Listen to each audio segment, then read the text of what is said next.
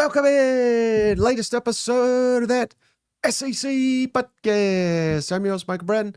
Go by SEC Mike on the Twitters. And there's our great friend, Steven Lassan, the senior editor over at Athlon Sports. Steven, how are you?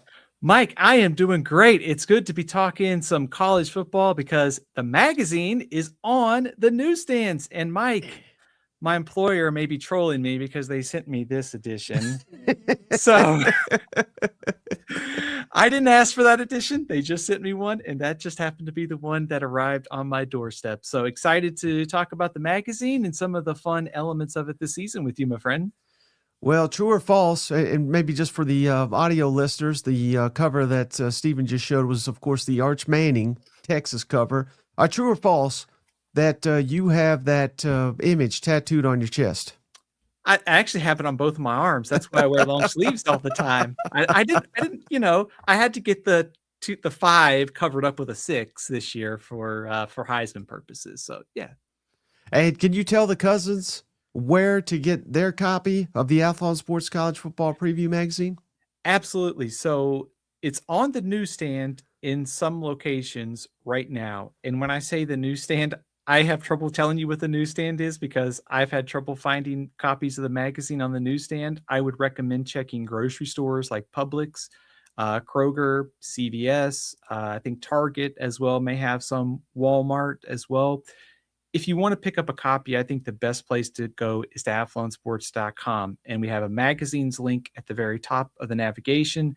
We have 11 SEC teams on covers this year. That is more than we had last year. It's broken up by region. That's why Texas A&M, and Houston are on the same cover. So 11 SEC teams. And Mike, the best place, I think, is just to order it online. You can pick out the edition you want, and we'll ship it to your doorstep. And then we'll go a step further for the cousins, Steven. If you're an official cousin, you got a paid membership, and you want a copy of the Athlon Sports College Football Preview magazine for free, I'll be buying it. But so it's not free for me, but I'll buy it for you, and we're gonna have Steven sign it. How about that? You literally cannot get this limited edition Athlon Sports signed by Steven Lassan anywhere else. So hit me up, that SEC podcast at gmail.com. If you're interested, I'm going to pick out 10 official cousins that want that. And if we got a lot of people, let's say we get like 20 people reach out, we'll probably just do it for everybody. But I don't know. I don't want to say, 10 and then have 2 of you ask for it. So we'll see how many inquiries we get. But if you're an official cousin, I'm going to do that for you for sticking with us all off season. So reach out to, again, email is that SEC podcast at gmail.com. I think the way it's going to have to work is I'll have them mailed to Steven. Steven will sign them, and then we'll give Steven the money to mail them to you. So that's how we'll do it. It'll probably take a couple weeks, but happy to do that for all the loyal cousins out there. And one of the best parts of the Athlon Sports College Football Preview magazine is the anonymous coach comments. And Steven was kind enough to send these to me once again. I've worked up the graphics for each and every one of those. So we're going to go through it one by one, every single SEC team. What is the anonymous coaches saying about your team? You're about to find out. And if you'd like to throw us a donation, we'll go to your team and maybe we'll spend a little extra time on them. But if not, it's totally not required. We're going to hit on all the teams. Is there anybody, Steven, that you would like to start with here? Mike, how about we start with Florida. I thought the Florida one was pretty positive. Didn't you think so? Yes. Oh, and I should note that. Yes. So this year, I felt like the comments were slightly more positive in nature. I think people were getting Brian Harsin no longer, getting mad about what they're saying about Auburn and all this, that, and the other. So most of these are generally positive, but not all of them. So let's start, like Steven said, with Florida. We got 2 different graphics for each single team. So Florida one, here's the, again, this is not Steven saying this. This is not me saying it. This is anonymous coach comments. And I love the anonymous coaches because I think they're going to be more honest if they don't necessarily have to put their name to it. John Summerall has hired an extremely he has hired extremely well at Florida. It feels like they've really opened up the checkbook. The question marks would still be along the offensive line and at quarterback. They got Aaron Philo from Georgia Tech, who knows the system. But in this league, it's about making critical throws on third down and in the red zone, and that's yet to be seen. End quote. Stephen, what was your thoughts on this? Let's start. Let's go paragraph by paragraph here. Would you agree John Summerall hired very well this offseason? Mike, I agree with that. I think John Summerall has hired very well. It starts at the two coordinator spots, Buster Faulkner, Brad White, two of my favorite coordinator hires this offseason. Also, feels like Florida's got one of the better coordinator pairings in the SEC. So I think for anytime you're making that jump from the G6 ranks to the power conference ranks, there's always a question of how is this guy going to adapt to like life in the SEC? We saw it with Billy Napier. And I think how it's going to be different this time is it feels like the foundation at Florida is a lot better. Like they've got the new football facility, they've got the recruiting staff, they've amped up all of that. Now you've got the right coordinators. Your head coach is not going to be your OC. There's no drama there. He's hired one of the better OCs, I think, in the ACC the last couple of years, a guy who's got SEC experience. And you've got Brad White, who comes over from Kentucky, SEC experience. And John Summerall is basically an SEC lifer. I mean, he's born in the footprint. He played in the conference. He's coached in the conference. So I think, like you said, Mike, there isn't kind of an aura of positivity, and maybe that's just because the SEC has been beaten 3 years in a row by the Big Ten, so the coaches are trying to be a little bit more positive. But I think and I think you would agree, Mike, I think John Summerall's off to a good start just with the hires, and I certainly think the other coaches kind of on board with that. And then kind of that second quote, I think that's kind of the big question for Florida, and where you want to rank them this preseason and where you think they finish is really about the quarterbacks like Aaron Philo, Trammell Jones. That battle's going to continue into fall practice. And then, of course, that question mark along the offensive line. So I think these anonymous coach comments kind of sum up kind of where I feel about Florida right now. Optimism, but you still have a few question marks. Yeah, and any Gator fan will tell you, Stephen, I mean, because they've been, all excited, as they should be. Florida is really kicking ass when it comes to recruiting, particularly offensive linemen. They've landed a bunch of stud prospects, which obviously everybody wants to do, but you make that a priority, right, when you got issues up front. So I'm sure they're selling, hey, new regime. Every first-year coach is going to do that, but also the opportunity to come play immediately, perhaps, to come play for a position coach that has developed a bunch of guys into NFL draft picks. So Florida's got a lot to sell, and I think that goes hand in hand with why you would see comments like he is about questioning the offensive line and really questioning the quarterbacks because they are largely unknown, particularly in this football conference. So I think all those are fair. I didn't, some of these, we don't always agree with them.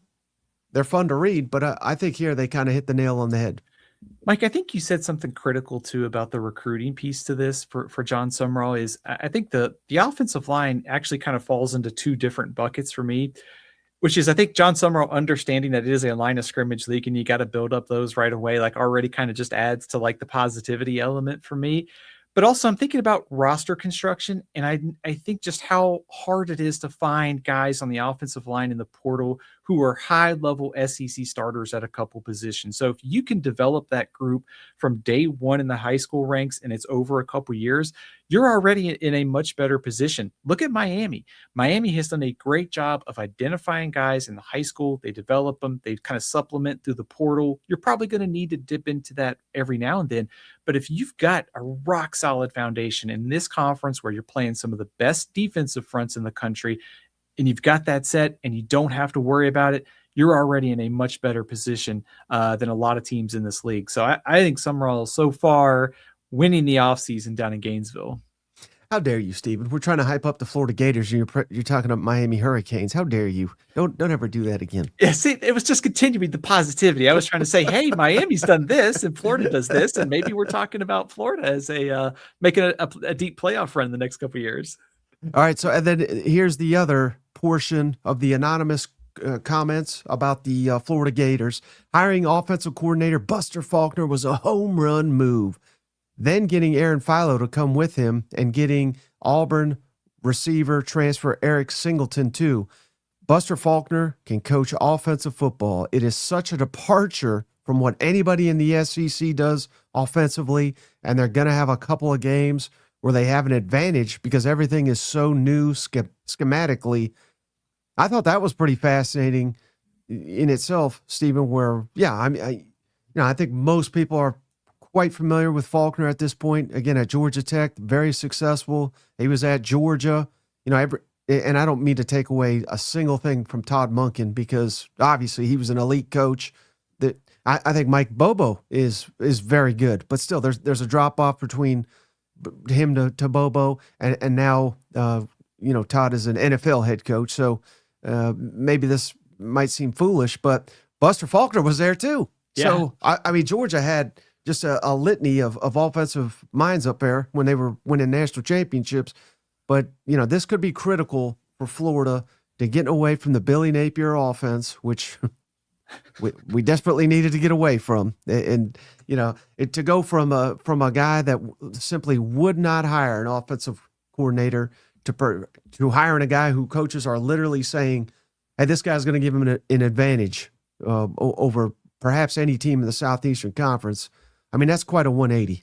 It really is. And I think with the comment about Faulkner and having such an advantage and with the question marks that we have at quarterback and offensive line, having maybe like an element of surprise early while you're still figuring those positions out could be really beneficial. I mean, Florida, the early season schedule, with the games that against Ole Miss, the huge swing game against Auburn, like that element of surprise could come in pretty valuable because probably once you get the non-conference play, you don't have to show a ton against FAU and Campbell in week 2. So, that element of surprise could come into play and give you kind of a boost while you're sorting those positions out.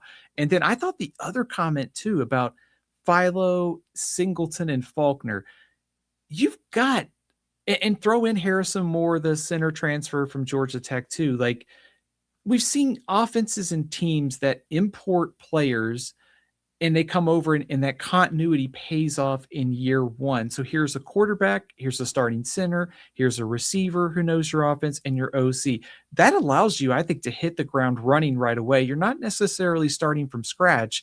You've already got a pretty good foundation. So I think these comments for Florida really, really positive and just kind of solidify, I think, how good of a move it was to go get Buster Faulkner for John Summerall's first season in the SEC. Mm-hmm. All right. Hey, we've got donations flying in here, Steven. So we got to move on.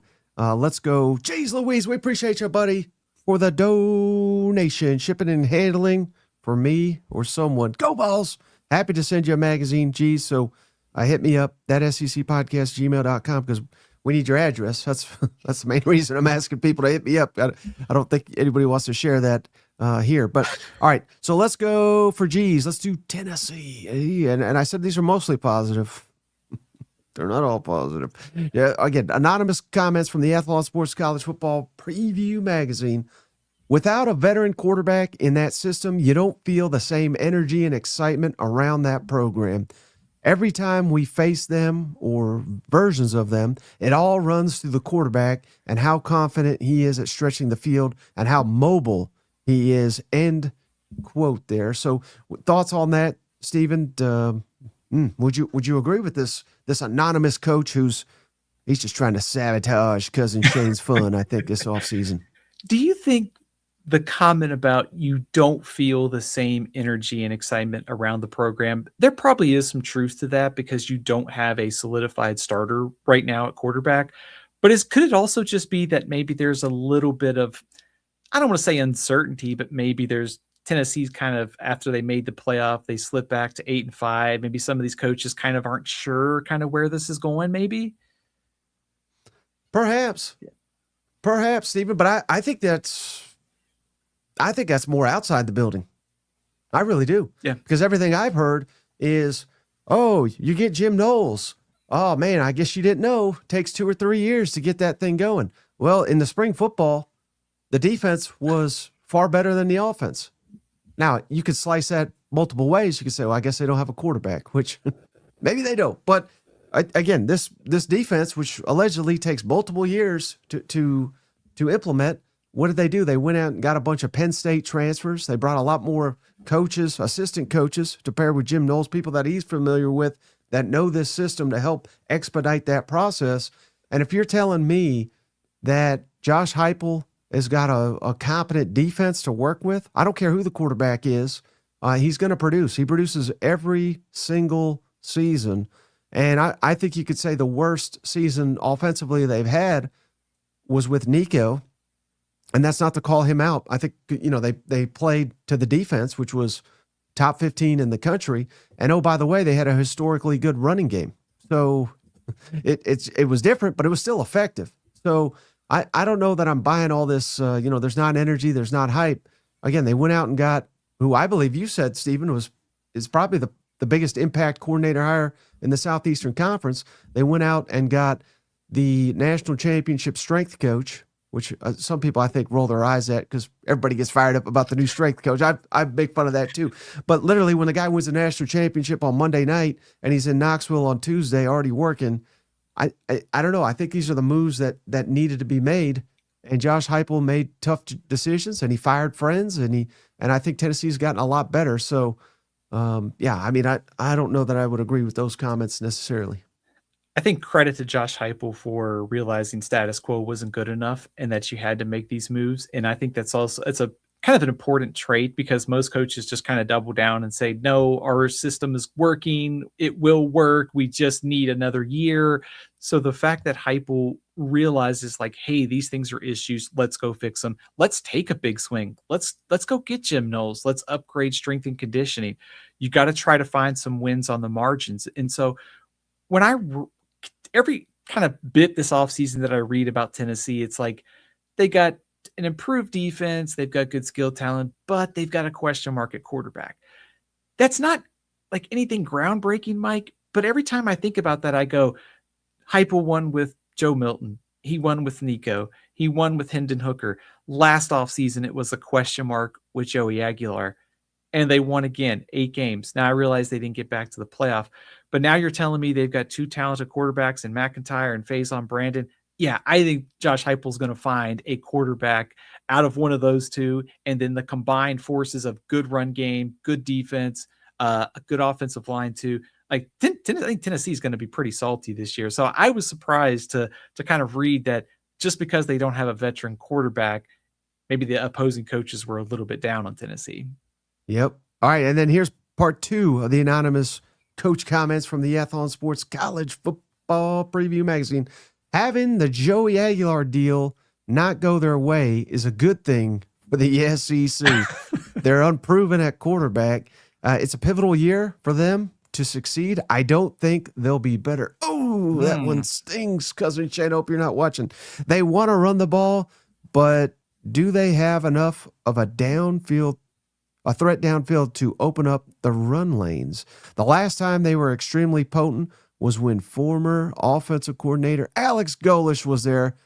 End quote. Golesh, this is you making these comments if I had to guess, you crazy Russian son of a gun. But I don't know that I don't know that I buy that because I thought they were highly effective last year on offense.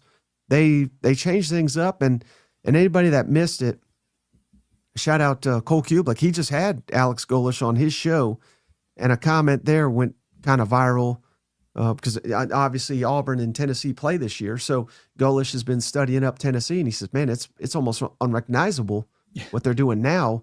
And he was not saying that to slander Josh Heupel. He was saying, hey, they've kind of they've adapted and they've changed up. And obviously it was quite effective last year. I think Tennessee led the SEC in scoring last year. It's hard to argue they're not. It's hard to say that they are not a potent offense and then look at the stat sheet and see they led the SEC with nearly 40 points a game with a quarterback who got there in the fall. So these comments are kind of puzzling, but also to read that first one where it's a good thing for the rest of the SEC that Joey Aguilar is not back, because if he's back, that makes Tennessee more dangerous. And maybe we're talking about Tennessee is much closer to kind of a top 15 kind of playoff contender type. So kind of a mixed bag in these comments, Mike. I was surprised to read that one about Aguilar, but also very surprised to see another coach say, I don't think they'll be better. I just think upgrades on defense, Heupel track record on offense, and I think a schedule that's pretty favorable. I think this Tennessee team at least matches last year's win total. I think there's a good chance they go over, but I don't see this team being worse than last year. Yeah, and who knows, Stephen? I mean, everybody wants expectations. Everybody seemingly has them in this conference. But Tennessee is one of those where it seems like when the expectations are a little bit lower, they exceed expectations. When expectations are high, they fail to live up to it. So in this 9-game conference, I mean, it's anybody's best bet who's going to come out on top. But I think Tennessee's going to be there all season long. But I think point being, I think it helps them. I do think it helps them that there's like low expectations, maybe not within the diehards or anything like that, but outside of the program, it certainly seems like a lot of people are sleeping on Tennessee, and that may prove to really help them as Buzz is quietly growing, Stephen. That true freshman quarterback, Faison Brandon, is a real deal. So again, can you win the SEC with a true freshman? I don't know that that's been done since Jalen Hurts, and that was aided by Nick Saban, Lane Kiffin. Was Kirby the defensive coordinator back then, maybe here, or it was either Kirby or Pete Golding. So, I mean, all-star staff. So I don't know that we have at Tennessee right now, but point being, it's going to be difficult to win the SEC with a true freshman. Mike, I think it's worth taking a look at Tennessee's schedule, and especially with the potential to start Faison Brandon. Like that game in week 2 against Georgia Tech, it feels pretty massive, because Georgia Tech is going to be a run-first team this year. Brent Key, their head coach, is a former offensive lineman, loves to run the ball. They brought in Alberto Mendoza, Fernando's brother from Indiana. That will test Tennessee's defense early. But let's just say if you're Tennessee, if you lose to Texas on September 26th, like Auburn, Arkansas, you get Alabama at home, you get on the road to South Carolina. Later in the season, you get those tests against Texas A&M, LSU, and then at Vanderbilt. So maybe by midway through the season, if you can just have the one loss, maybe to a Texas. I know Tennessee's had some issues on the road under Josh Heupel, so like at Arkansas, at South Carolina, not going to be easy. But I think if you can find a way to survive like the first half of the season, and that Alabama game is kind of maybe like a turning point where you start to get some growth out of your freshman quarterback, that sets up Tennessee to be pretty interesting in the second half of the season. And you mentioned the expectations. Somebody that's not in the favorite category, and I mean favorite by Georgia, Texas, those teams that made the playoff, Oklahoma, Texas A&M, and Ole Miss in there too. Somebody is going to come out of the second kind of tier of the SEC, whether it's Florida, maybe it's Tennessee. I'm not sure who it is, but if you tell me Tennessee gets pretty solid play out of Faison Brandon, all of a sudden, maybe November 21st against LSU is battling for a spot in the playoff.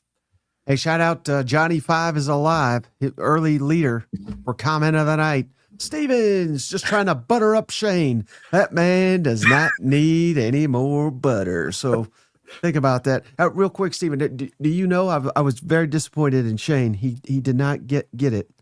Johnny 5 is alive. Do you know what that's from? Oh, is that Short Circuit?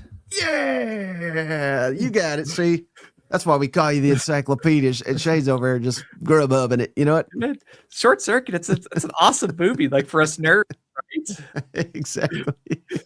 All right, let's move on, Stephen. We got a ton of donations. We're very, very appreciative of all you guys, especially you, Simply Texas. He's gifted about 1,000 memberships here. We'll get to that at the end of the show. But of course, Simply, he might be an even bigger Arch Manning fan than you, Steven. So let's get over to the Texas Anonymous comments from the Athlon Sports College Football Preview Magazine. Here it is. They made some bold moves. Obviously, there's a ton of money in that program, so you've got to feel like they've made the moves that they felt they had to make their program better. What's that going to look like after a loss or two? I don't know. I thought Arch Manning got better as the season went on. Is he what is he what he was unfairly hyped to be? Probably not, but I think he's a good, solid quarterback in this league. End quote. Thoughts on that, Stephen? Good, solid quarterback. What are we talking about here? This is your preseason Heisman frontrunner. This is your first or second team all SEC quarterback. I agree with the first coach comment there, Mike, because Texas did make a big swing this offseason. The list of additions, Cam Coleman, the two running backs, they give you that 1-2 punch, kind of thunder and lightning. The offensive line additions, it's deeper across the board. They should be better there. And then to go out and say, Pete Kwiatkowski, you've been good, but not good enough. Let's go get Will Muschamp. Let's try to take this defense to another level. So I think all these moves are I don't know if bold is, I guess maybe the Muschamp one is bold. The other ones just look like really smart moves to me to fill question marks from last season. So the other kind of knock in Texas in there was, what's it going to look like after a loss or two? So this opposing coach clearly thinks this Texas team is not number one this year. But I think he's also very incorrect about Arch Manning. He is not just a good, solid quarterback. He might be the best quarterback in the league, but he did get better late last season for sure. Yeah, so it almost feels like these are comments from you, while, or no, excuse me, those were comments from me, while these are comments from you, Stephen. Again, continued comments on Texas in the Athlon Sports College Football Preview magazine. On paper, I think they're the team to beat in the SEC. They might be preseason number one again. Arch Manning is going to be just fine. I think he did such a good job of managing it, but he was put in a tough situation. It was literally a Heisman or bust situation for a kid who hasn't even played yet, but he's super talented. He does everything right. He prepares hard. He'll be just fine. I know you agree with these comments, Stephen. 110%, Mike. That second comment on Arch Manning is spot on. I thought he got a lot better late last season, especially once the offensive line started to mesh. Also, I think you saw kind of the talent, whether it was the rushing, the passing, like he got a lot more comfortable late last season. I think he's going to be just fine too. Whether or not he wins the Heisman Trophy, he's probably going to end up as the preseason favorite, but there are a lot of really high quality quarterbacks coming back this year. I don't know they're the preseason favorite in the SEC, Mike. I think there's a coach in Athens who's probably looking at this going, I'm going to print that out, and it's going up on every window and every door in our facility tomorrow saying that Texas is the team to beat, because honestly, I think Georgia's still the team to beat in the SEC. Yeah, it's one of those where you kind of got to beat the king to be the king, at least in this conference, and that's been the knock, I think, Stephen, where Texas, they seemingly have all the pieces, much like they do this year. But do they have that physicality? Do they have that toughness? And I thought, to a large extent, they had it their first year in the league, but they didn't just couldn't quite match up to Georgia. And that's not, some humongous knock, because about 95% of the teams that line up against Georgia cannot handle their toughness and physicality. You almost got to trick them. So, again, that's no knock, but I think that was probably part of the emphasis on bringing in Will Muschamp, was to get that toughness. He knows what's going on down in Athens better than just about anybody. So can he translate that to Austin? And if he does, then, it's like you're adding the Ferraris with with armor on them or something. You know what I mean? Yeah. So we'll see if they got that down there in Austin this year. It's not one of those you can't beat them, so join them type of things. But it's like, Georgia is the team to beat in the SEC. I think they're the premier program in college football. Like, I know Indiana just won the national championship, but Georgia, just since Nick Saban has retired, has kind of been the standard. So why not go try and take a slice off of that, figure out the secret sauce of what they're doing, and bring it to Austin with Will Muschamp. So I think all these moves by Sarkisian this offseason make a ton of sense as they try to get Texas from outside the playoff to back inside the playoff. And Mike, I do think on the preseason number one conversation, I've mentioned this before, I think the top 7 teams or so are separated by the smallest of margins. I think you're going to see some people pick Oregon. I think you're going to see some people pick Ohio State, Georgia, Texas, Notre Dame's going to get. What I'm trying to say is there's a lot of good quarterbacks coming back, and the margins at the top are really small. And if you're a Texas fan, I think, shooting high to get Cam Coleman, upgrading your offensive line, going out and getting Will Muschamp, those are all really good moves to try to close the gap, but also try to win on the margins. It's almost like, is it Arch? Is it CJ Carr? Is it Dante Moore? Is it Gunnar Stockton? In one of these close games, one quarterback is going to have to deliver. And that's probably the difference between winning the national title or just being in the quarterfinals. So Texas is right there. They have all the pieces this year to win it all. Mm-hmm. But if they don't, Steven, I got something that'll help those Longhorns. And that's cheers, because they're going to be drinking their sorrows away. And if you've had maybe a little too much to drink, you're going to need your cheers. Go check them out. Cheershealth.com. Promo code that SEC to get you 20% off over at cheershealth.com. There's a link in the show notes, so go check them out. It's an after alcohol aid. I bet some of these coaches, Steven, they have needed this after alcohol aid after making these comments, after you badgering them in the Athlon Sports College Football Preview magazine for some anonymous quotes. But hey, here's the cheers promise to all you cousins out there. If you get you some cheers, you're going to feel 50% better the next day or your money back. All you got to do is take one of these cheers right before bed or after your last alcoholic beverage, and you are going to feel better the next day, guaranteed, or your money back. Cheershealth.com. Promo code that SEC. Steven, which fan base is going to need cheers the most after hearing these comments? I think we need to do a wellness check on Cousin Shane, right? He might need some after those comments about the Vols, right? I think diet, exercise, these comments. I mean, it's all killing Cousin Shane. He's trying to get healthy. I think he's bedridden, if I had to guess. I subscribe to his channel, by the way, for his health updates. So wishing Cousin Shane all the best on his health journey. Maybe these comments will motivate him even more to get in shape for football season. Yeah, and I hope no spoiler here, I guess, but I hope he wasn't sitting on this news. He told me today he's down 14 pounds, Cousin Shane. So shout out, Cousin Shane. Cheers to you, brother. We appreciate all your hard work here. Not on the show necessarily, but off the show. All right, Shay, shout out, Cousin Glenn Warsaw. We appreciate you, buddy. Boomer, Sooner, love the show. Bought the Athlon Sports College Football Preview last year. Very informative. Thank you, Glenn, for the kind comments. For you, Cousin Glenn, let's talk some Oklahoma Sooner. You're going to like these. Buddy, you're going to like these. Shout out the anonymous coach comments on Oklahoma and the Athlon Sports College Football Preview magazine. Quarterback John Mateer has a ridiculously high ceiling. That offense has answers for everything. They don't do a ton, but everything they do complements the other thing. When he just executes and then makes splash plays here and there, they complement their elite defense very well. Thoughts on these comments, Steven? Because honestly, I thought they surprised me. Not that I outright disagree with them, but the Oklahoma offense was quite the struggle bus at the end of last season. So, again, these comments surprised me a little bit.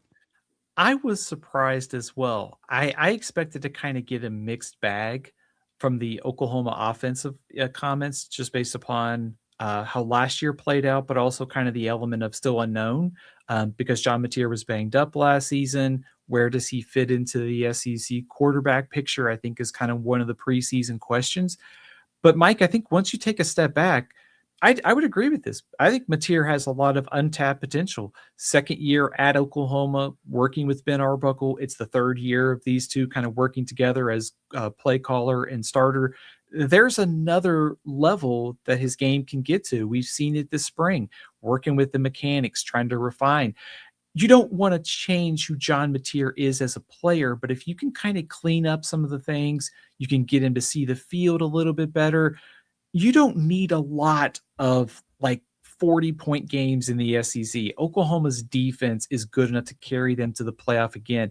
If you can just get a little bit more from the offense, Mateer cuts out some of the mistakes, I mean, this team not only can just make the playoff, we're talking about a team that's got potential to win a couple games once they get there. So I thought this was really fascinating that these opposing coaches thought that highly of Oklahoma's offense, given the performance last year. It tells me there's another level that a lot of coaches think this group could get to this season.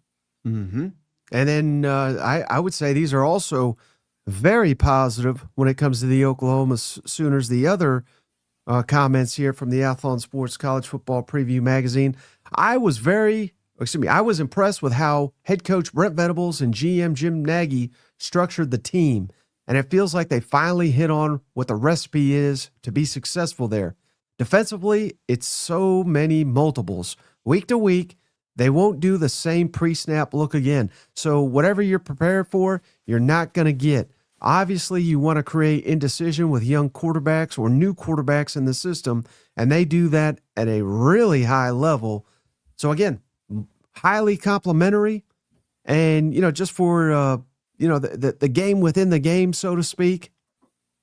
If you recall last season, I know Alabama was struggling a little bit, but maybe midway point. But when they really, really started to struggle, Stephen, was in that final month, and it was right after they played Brent Venables.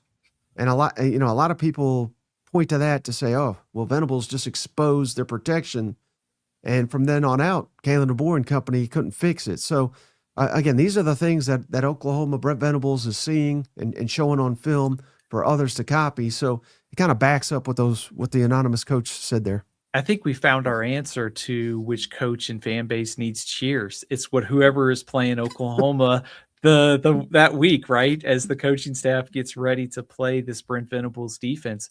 Mike, I also think it's fascinating to sit here and look at Oklahoma this year. And this is kind of what the comments I think are getting at. Venables was on the hot seat last season. He hires Jim Nagy. It feels like they push all the right buttons. I mean, certainly there were some guys in the portal that didn't work out, but they went out and they gave him all the support. They went out and gave him the funds to go get the transfers, to hire the GM, to hire the right OC. So I do feel like this Oklahoma team is on much more stable ground compared to last season when obviously they were on the hot seat. They made the playoff. They've got this great roster coming back. And kind of as we know, Mike, I mean, Brent Venables might be the best just play caller, defensive coordinator in college football. And I think this anonymous coach kind of gives some insight into why it's so difficult to prepare for him. Yeah, I think you're 100% right. Just like I think Cameron is 100% right for donating to the show. We appreciate you, buddy. I'm with it. G, support the cause. We're going to support you, Cameron. Talk some Hail State. Hey, these were some good comments too. You'll like these. Shout out the anonymous coach comments here from Athlon Sports on Mississippi State. Bringing back defensive coordinator Zach Arnett was a tremendous hire. Every single time his defense shows up, it's an anomaly for offenses. They don't see it week to week, and the way they run it and the aggressiveness behind it creates problems.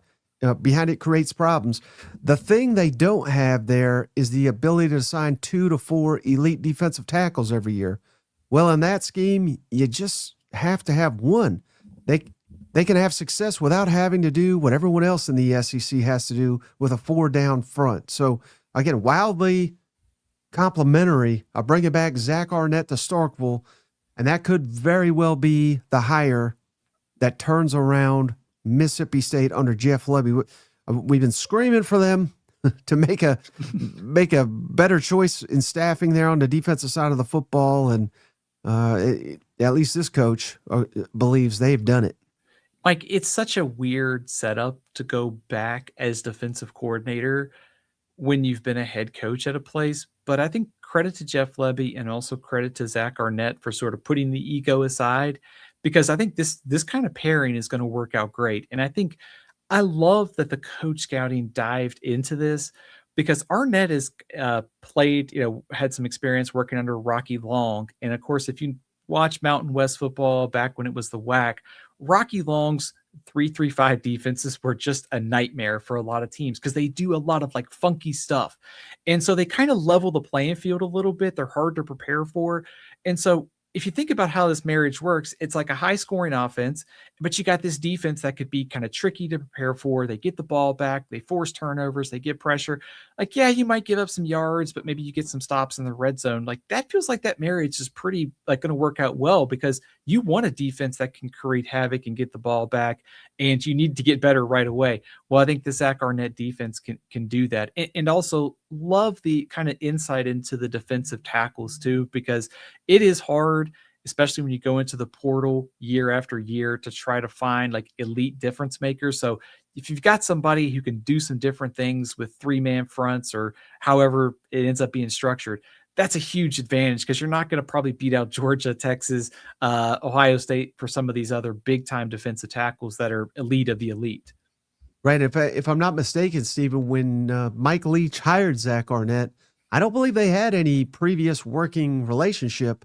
I think it went back to Leach said publicly, it was just a nightmare to go up against these defenses. Yeah. That's what kind of cued me into Zach Arnett. And it's interesting, the comments there from the anonymous coach that you don't necessarily need a bunch of defensive linemen, which everybody wants and everybody needs. So you can kind of work around that in this defensive scheme. And it is funny because at one point, after he was having so much success at Mississippi State as a defensive coordinator, Zach Arnett got interviewed by Coach O at LSU. And Coach O hated him and said, I don't understand what he said, like, this ain't going to work. And so obviously didn't hire him. But Coach O was a guy where, he's old school. It's all defensive line. You got to dominate up front. You got to have all these demons on the line, which, yes, I mean, preferably you want that, but again, no disrespect to Mississippi State, no disrespect to any of these schools. Not even Georgia can have the quality depth on the defensive line that they used to have with the new rules. So you're just not going to hoard a bunch of defensive linemen, which is not something I would have thought. I mean, I'm well aware of that, but I didn't know the schematic advantages there for Zach Arnett. So I just found that kind of interesting. I think adaptability feels like a pretty key word here. I know it's boring to kind of say that, but it feels like if you have a coordinator who can make something out of, okay, we only got one really good defensive tackle, but maybe this year we got two, we can do some 2-man fronts and use some edges. Like, that kind of gives you that flexibility. And for a program like Mississippi State, where you're, like you said, Mike, it's hard enough for Georgia to hoard really good defensive linemen. But if you got to find some guys out of the portal who can do like one thing really well, I think that kind of speaks to the adaptability and sort of versatility of Arnett. So I love the hire. I think it's going to make a big time difference for this Mississippi State defense this year. And then the second comments for Mississippi State, again, these are great too. Quarterback Kamario Taylor is a phenom. He's athletically gifted. He can do a lot of things for them this year, not only with his arm, but also with his feet. He can keep plays alive, which turned into big plays. So I think he nailed it here, Stephen. And this is a big reason why I think Kamario Taylor is positioned to be perhaps the breakout star at the quarterback position in the Southeastern Conference this year. Second-year player, Jeff Lebby. He is elite. I've said it time and time again as a play caller, quarterback coach. And if I'm not mistaken, we've had some good quarterbacks at Mississippi State, including the great Dak Prescott. But Kamario Taylor, to my knowledge, is the highest-rated quarterback the program has ever signed, and he flashed a lot of that last year as a freshman. So I cannot wait to see him this fall in Starkville. He could be the difference between them, being a breakout team this year. Absolutely. I mean, this is what makes Mississippi State so fascinating. Is defensively, I think they're going to be better, and now we know Kamario Taylor's upside, and so how much progress has he made since the end of last season? Because we saw him against Ole Miss. We saw him in the bowl game as in more of a larger role than some of the spot duty. And this coach comments are spot on. Like, he is just so gifted with the arm, the mobility. He could be a big time difference maker. So, Mike, I like Kamario Taylor as one of the top breakout quarterbacks in the SEC, but not just the SEC. I think it's the country, because I think this offense, the way that Jeff Lebby can find ways to score points, the weapons that they still have around him, as long as they can give him good protection, I think Taylor's going to have just a massive kind of national breakout season. And I think these coach comments kind of sum it up. All the gifts, all the traits are there for him to do so. Hey, shout out Cousin Kid. Appreciate you, buddy. Count me skeptical after all the bad coaches we've had. Hope John Summerall does well. Go Gators. Yeah, I mean, Kid's been down in the dumps all off season. That's probably a better place to be after years of optimism of what Napier can do for us. So I don't blame you, Ken, but I would be cautiously optimistic. So I guess it's kind of you go in with low expectations and you hope to be surprised. Is that kind of a fair way to sum it up? But I think, I mean, it's if you're a Florida fan, it's very easy to feel that way, because it felt like Napier, with what he did at Louisiana, kind of SEC background experience too.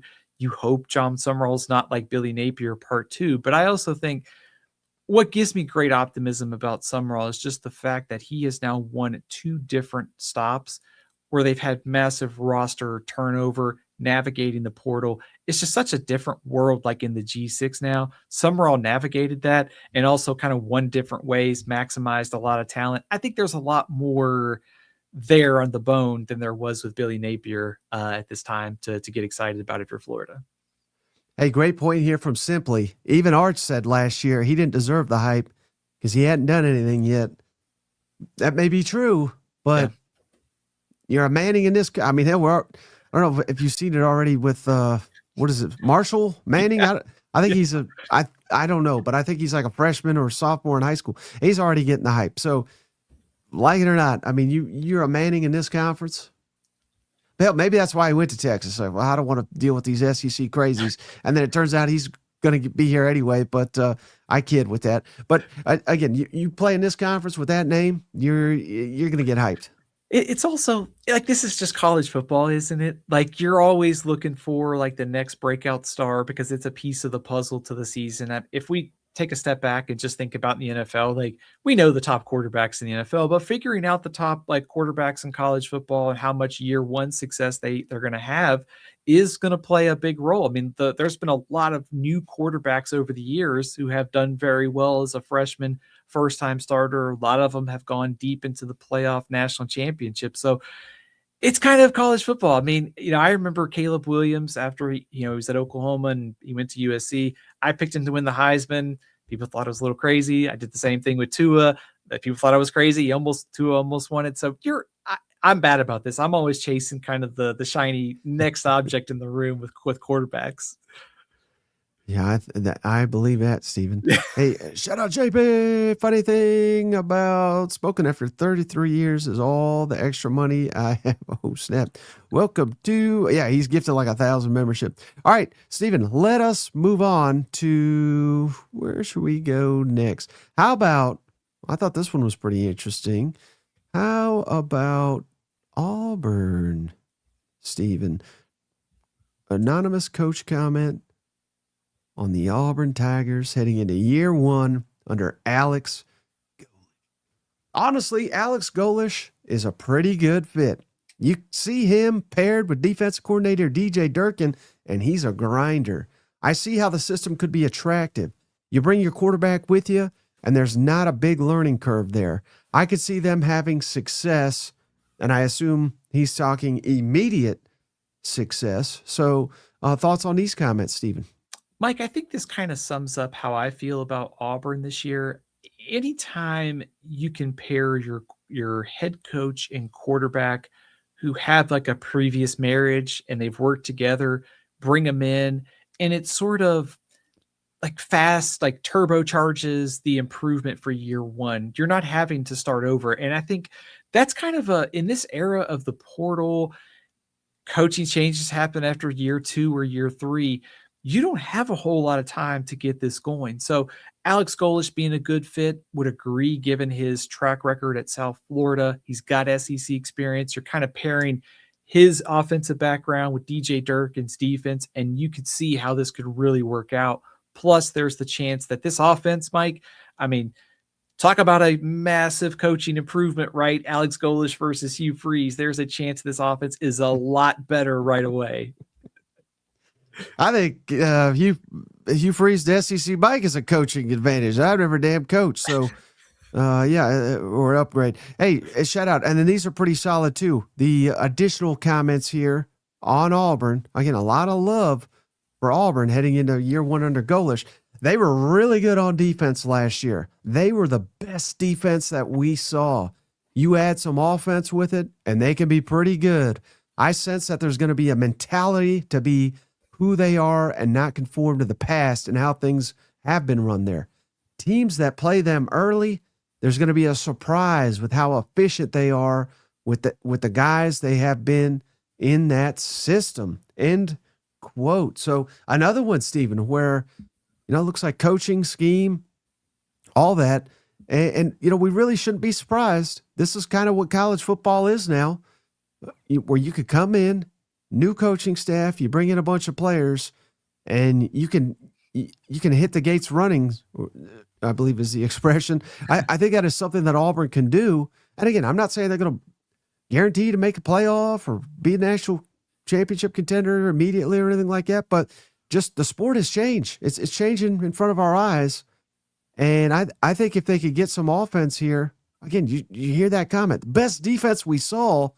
Now, I don't know who said this, but there's a lot of good defenses in the SEC. If Auburn is still up there, let's say a top 5 to top 6 defense in the conference, this is going to be one hell of a team if that offense can get rolling. Absolutely. I think very telling that these comments are in here about the defense. Like statistically, it matches up, but also just think of how much pressure that defense was under last season, because they were always either on the field. We think about that like horrific Kentucky Auburn game. Like they had to be perfect every week to give them a chance to win. But now you actually have some offensive firepower to kind of back up your defense. They do have a lot of turnover on that side of the ball. I'm a little bit worried about the corner spot kind of exiting spring, Mike. But I think there's a trust factor here with DJ Durkin. You kind of trust that, they've got a lot of transfers up front in the secondary. If he can just keep it in the same range as where they were last year, you've got some firepower on offense. I mean, Baylor, Southern Miss, and home games against Florida and Vanderbilt to start the season. It's not crazy that Auburn starts 4-0, right? Not at all. I think that is well within the realm of possibility. And then you get Arkansas, Mississippi State, Samford, and then you get the big game against Alabama late. I know it's not a super bold prediction, Mike, but count me in for believing that Auburn at least gets to a bowl game in year one under Alex Golish. And for some of the reasons that the coach scouting pointed out, DJ Durkin's track record on defense, and then Alex Golish's ability to come in right away and get this offense going. Yeah, JP's, I think he's bothered by that best defense we saw. I mean, for all we know, this is an Oklahoma coach. Again, they played Auburn, and they had to do an illegal touchdown to beat them, if you remember, which he's not going to appreciate those comments. But this could be an A&M coach. A&M had a highly prolific offense last year. Go watch the Auburn game. I mean, Auburn, for the most part, shut them down. I think A&M scored 13 points in that game.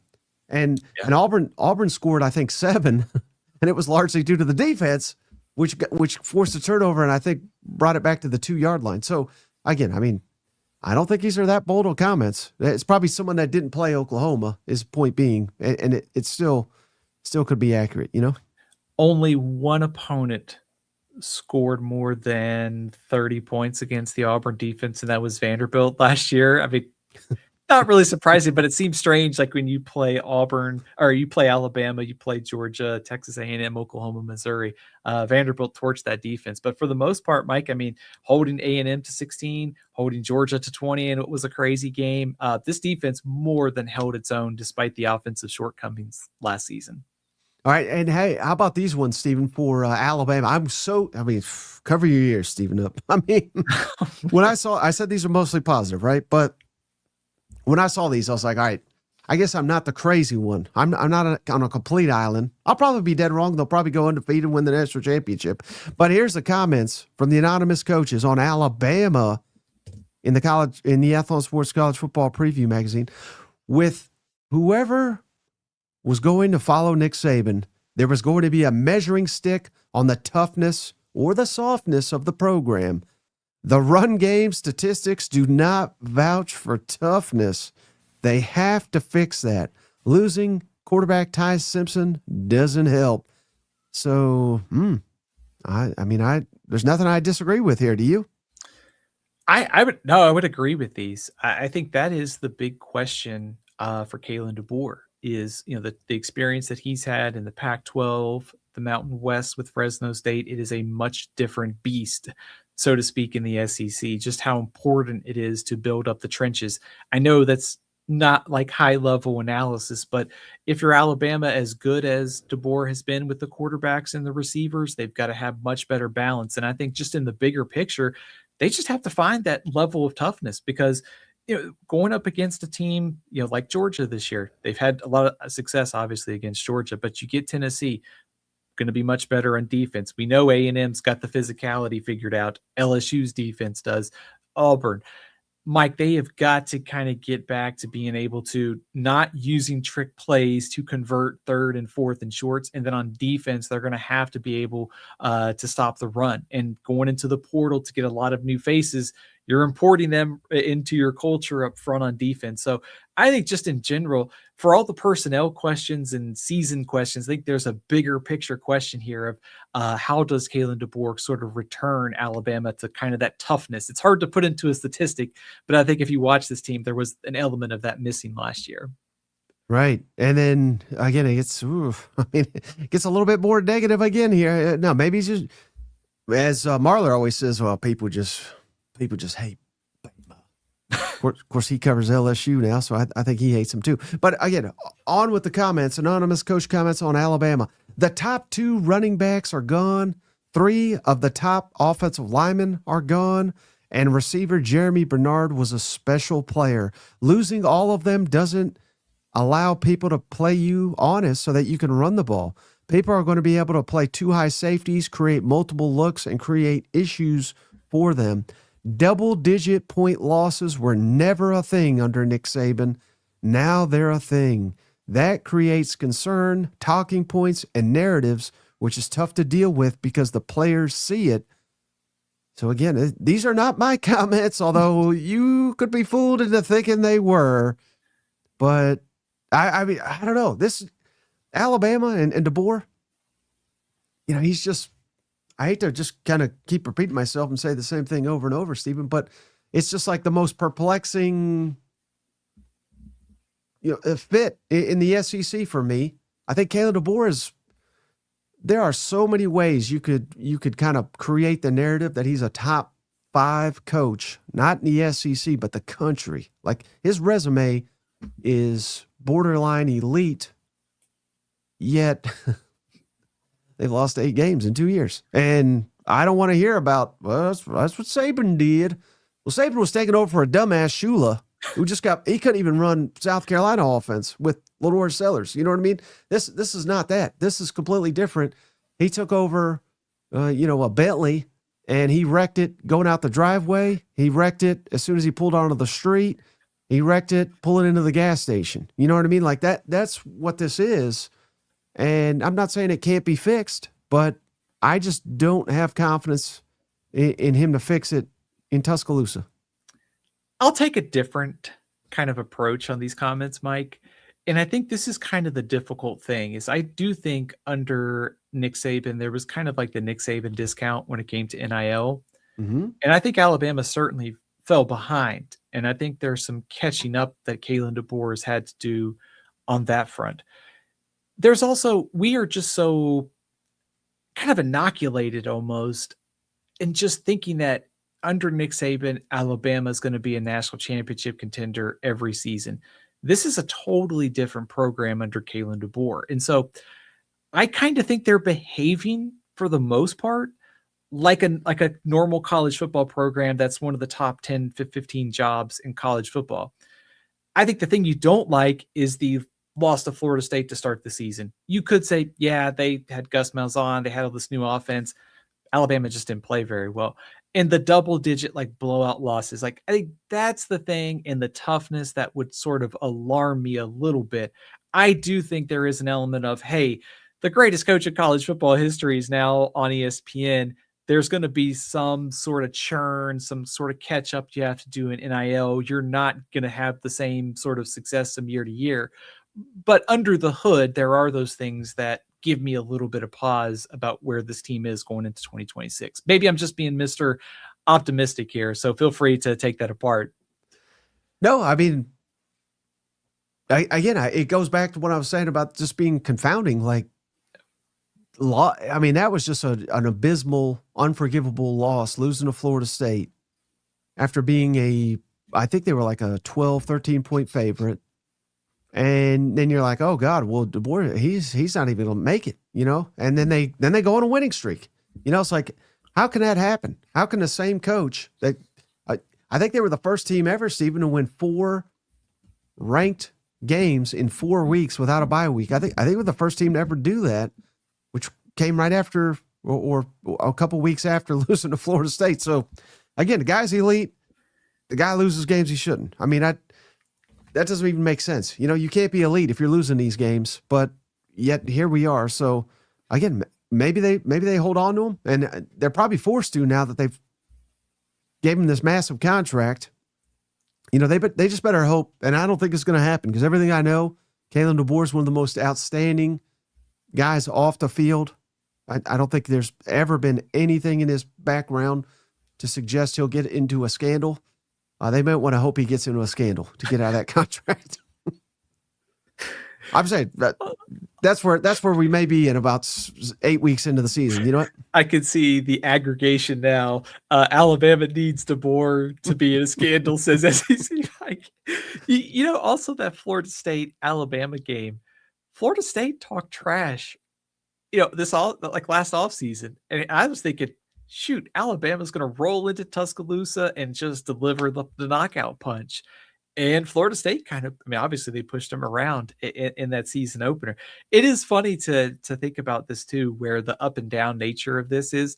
We could have almost the same conversation about Steve Sarkisian last year too. I mean, they were but one play away from losing to Mississippi State, one play away from losing to Kentucky, and then they turned around and beat Texas A&M, clawed their way back into the playoff chase. So I in a very big picture sense, I think there are some real kind of questions about the elite tier of college football, like Kirby Smart, Ryan Day, Kirk Cignetti. They're kind of in their own little tier, but I think there's a lot of questions about the guys that are just outside of that. Mm-hmm. All right, let's move on to Missouri, Stephen. And this one comment, it kind of hits hard following recent events. Fingers crossed, you know, his safety, health and safety comes first. But shout out, again, anonymous comments from the Athlon Sports College Football Preview Magazine on Missouri. Ahmad Hardy is one of the top 5 running backs in college football in the last decade. That kid is special. Hiring offensive coordinator Chip Lindsey was a great hire for who they are and what they're trying to build as a program. My goodness, Stephen, these are some highly, highly complimentary comments.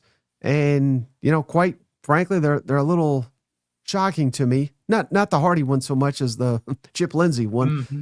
But your thoughts on this?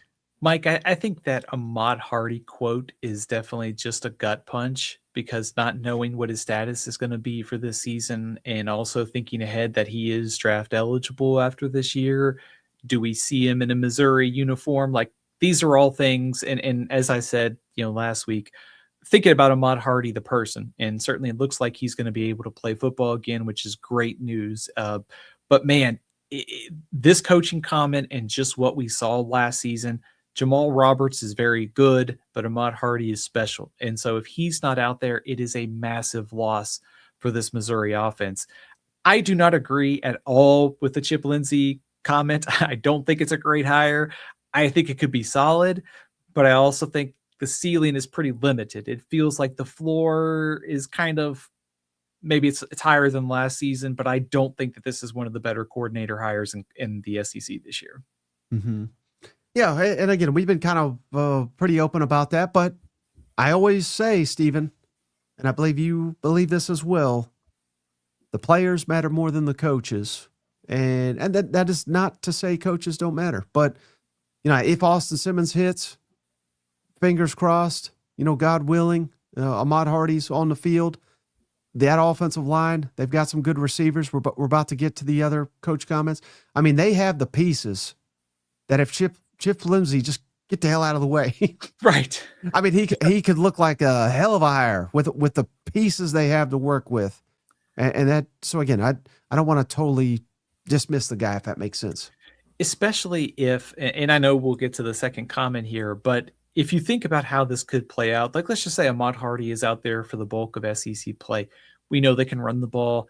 We know they've got a quarterback who can chuck it downfield. So if you can kind of marry those two things, good run game, taking shots downfield with Austin Simmons and some of these receivers, suddenly this offense has much more big playability in the passing game than it did last year. There's a lot more upside, I think, with Austin Simmons compared to some of the other quarterbacks they started last year at Missouri. Mm-hmm. All right, so let's get to these other comments. Again, pretty complimentary of Eli Drinkwitz's program there in Columbia. Anonymous coach comments, they've got really good receivers. Last year, I don't think they could get the downfield the way they wanted to. With Ole Miss quarterback transfer Austin Simmons, I think they'll be much better on offense. They'll run what he wants to run. Last year, they ran more gun run with Bo Prabula, and Simmons isn't really a gun run guy. They're really more of a stretch run and get downfield with the passing tree. This year, they'll be able to do that. So again, this kind of goes back to what I was saying with Chip Lindsey. You got the pieces. He's familiar with Drink. Maybe this will be the missing piece of the puzzle here to kind of unlock the Missouri offense that has been, I don't want to say MIA, but has just not been quite where you want it to be the last couple years. So again, this is all very promising for Missouri. At least these coaches are impressed with them.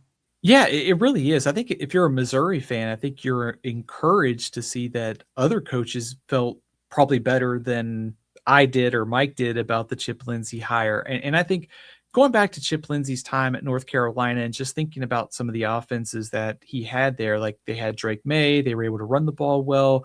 I think there's a lot of things you could see them doing in the passing game at North Carolina that fits Austin Simmons well.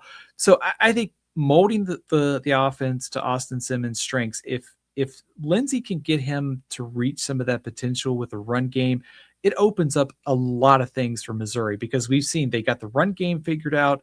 They know how to develop good offensive linemen, and they've done a great job on defense of filling those holes year after year. So this is kind of the missing piece, and it's up to Chip Lindsey to kind of get this passing game up another level this season.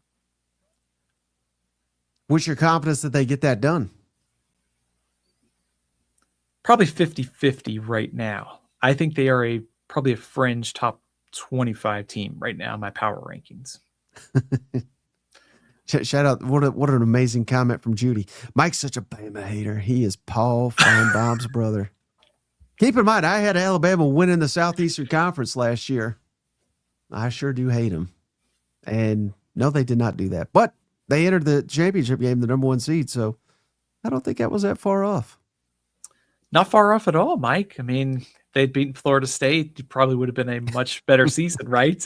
God, that was a horrible take that day. You know what? I was like, good God, I've struck again.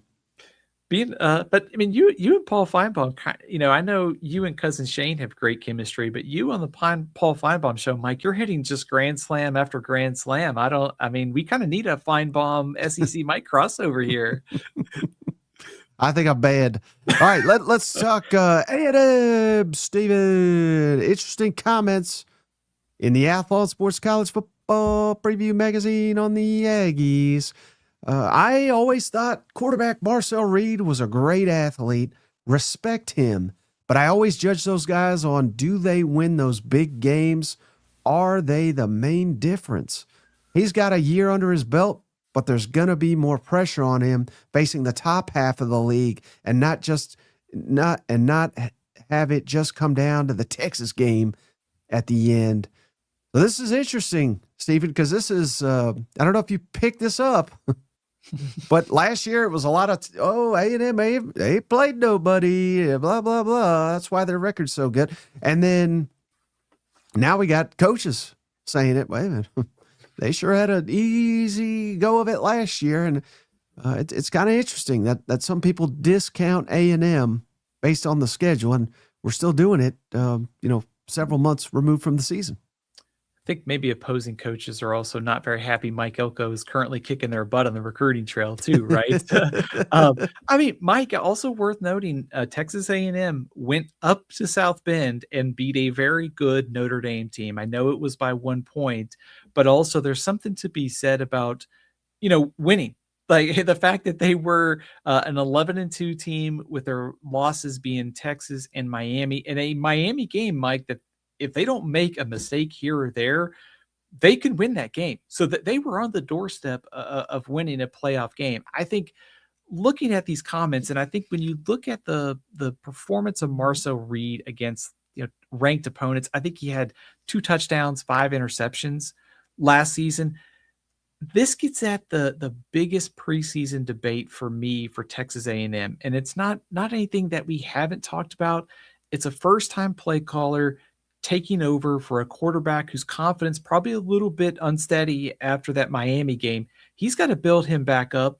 They're going to face a tougher schedule this year.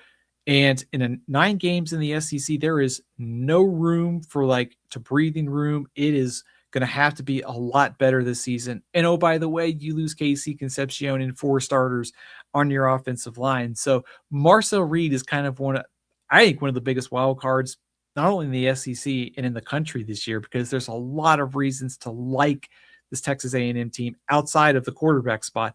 But if Marcel Reed is better than he was last season and against a better schedule, much like Oklahoma, we're not talking about a team that just goes to the playoff and is happy. They can win multiple games if that's the case. Yeah, and while there may be some doubt among Marcel Reed, there's very little doubt seemingly about Coach Elko in these coach comments in the Athlon Sports College Football Preview magazine. Mike Elko is a real deal ball coach. The way they carry themselves, the way they compete, how physical they are on both sides of the line of scrimmage, they play complete team football. You watch them and you see the way they handle adversity at times throughout the season. That doesn't just happen unless you've got culture, end quote there. So again, people are buying in to what Coach Mike Elko is selling. I think, I say a lot of things, Stephen. I have a lot of bad takes. I had in initial coach rankings, I think I put Elko 8. I think that was my worst take of the offseason to date. So I'll have to update at that at some point. He deserves to be in top 5 in my opinion. But what was your thoughts on these comments? Little shot at Jimbo maybe at the end of that one. It doesn't happen unless you got a culture. Mike, I think we're on the same page of this one. I think just look at all the good things that A&M has going on. They just made the playoff. We kind of joke about their success on the recruiting trail. Also think sort of like proof in the pudding, because they bring in these guys from the transfer portal and they figure out the right way to develop and maximize them. Concepcion was great at NC State. He was even better at Texas A&M. Cassius Howell was from Bowling Green, ends up being an All-American.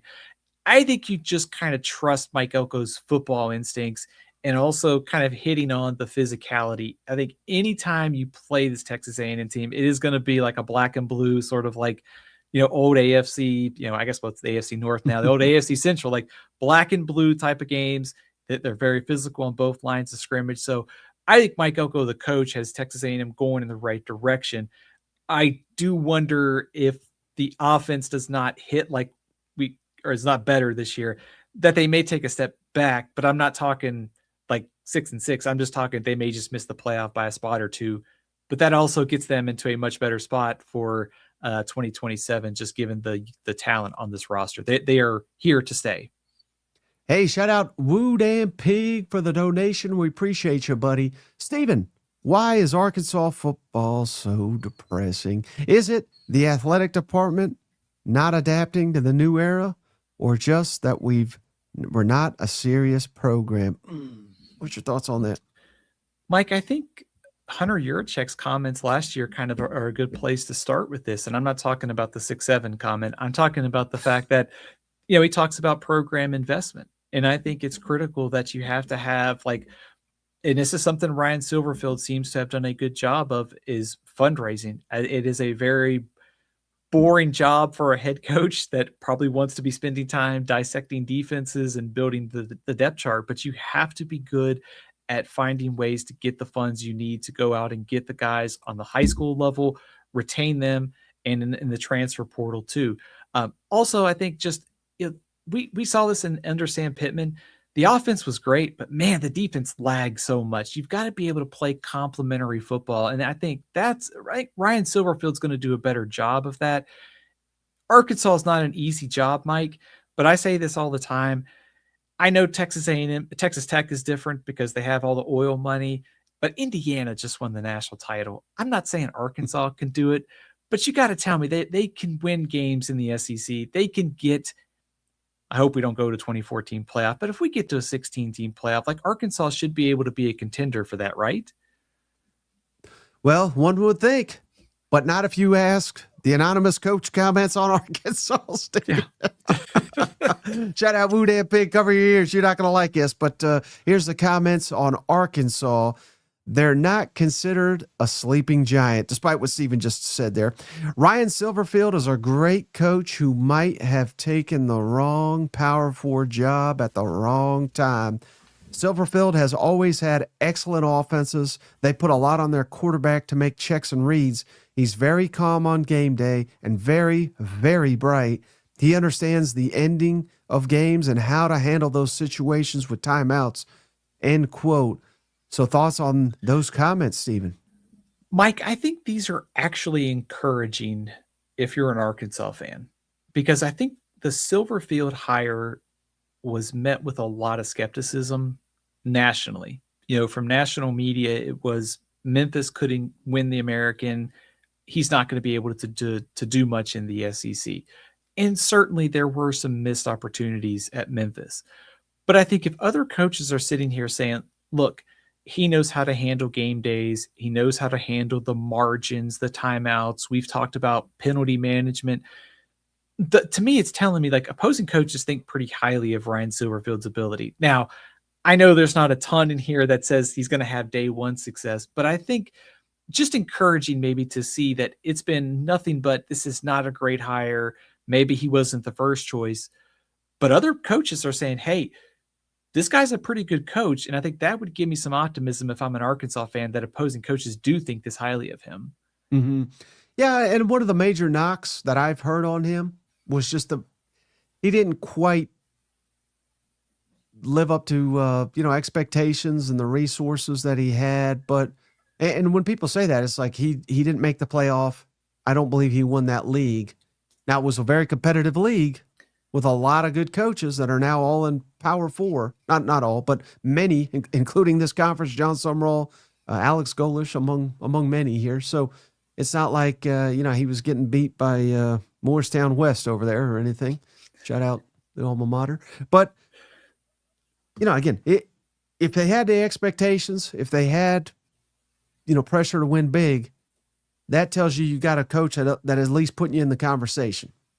And if he does that at Arkansas, then he'll prove to be a hell of a hire. And again, I would agree to an extent. I don't know that Arkansas is a sleeping giant, but hell, we got a bunch of them in here, Steven. It's middle of May. They're coming off a 2-10 season. I mean, Arkansas fans are some of the best damn fans in the country, and they just need something to root for. I mean, it's like if you're going to keep getting kicked in the nuts fall after fall, how can you be excited for this? I totally get it. But I think a lot of them are signing up for the Silverfield era, and he's doing well in recruiting, and he's done well in staffing. And, again, we've seen this stuff before. We need to see it on the field. but I think he could have done a hell of a lot worse than old Ryan Silverfield. I should have said when he was asking me about why it's so depressing, I should say, look, I'm a Pittsburgh Pirates fan. If you want to talk about depressing, like I've had like one memory in my lifetime that was actually good, which was a wild card victory. So I know very much about how depressing it is to be a sports fan, but there's always that hope and that optimism. And that's what like the Ryan Silverfield era is all about, to be like, it's something new. I think he's done a very good job at being a program CEO at Memphis. I think if he had just like 2 years of success after Mike Norvell left, I think I would say, I don't know if this is the right hire, but I think while it's not necessarily one of my favorite hires, I like the fact that it was like year 3, year 4, it felt like he adapted. And especially with how much roster turnover you see in the group of 6 ranks, the fact that it was that deep into his tenure and they got better and they were in contention to be a top 25 team, that says to me that it's not as bad as maybe some people made this hire out to be. Maybe it's not the best hire, but I think he understands roster management, how to be a CEO in this era. And I think that'll suit Arkansas well, albeit it's probably going to be a tough debut just given that schedule. Right. All right. So here's the second part of the Arkansas anonymous coach comments in the Athlon Sports College Football Preview Magazine. If you look at their SEC schedule, the 9 teams that they have to play are pretty daunting. And then you add Utah. That doesn't set up for year 1 success. In this day and age, if you don't have year 1 success, narratives get forced upon you that you've got to find a way to shake. So again, I don't know if this was a coach or an Arkansas fan, Stephen, but again, the schedule is daunting. We get it. It's like, I believe his name is Sisyphus. Look that up. It's a man pushing a boulder up a hill, and it just seems an impossible task, which I get it. But this ain't 2-10 Arkansas. This is a new Arkansas. And just because these teams look daunting now, they said the same damn thing, Stephen, about Oklahoma last year. No shot, the Sooners. They were coming off a 6-win season. Venable's going to get fired.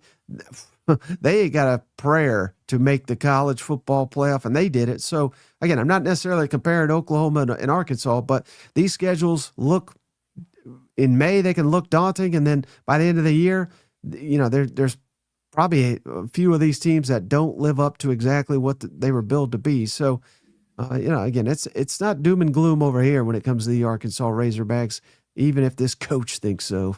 Absolutely. I mean, whatever the schedule looks like now, and on paper, it does look very difficult, but let me give you a few kind of, I think, points of optimism.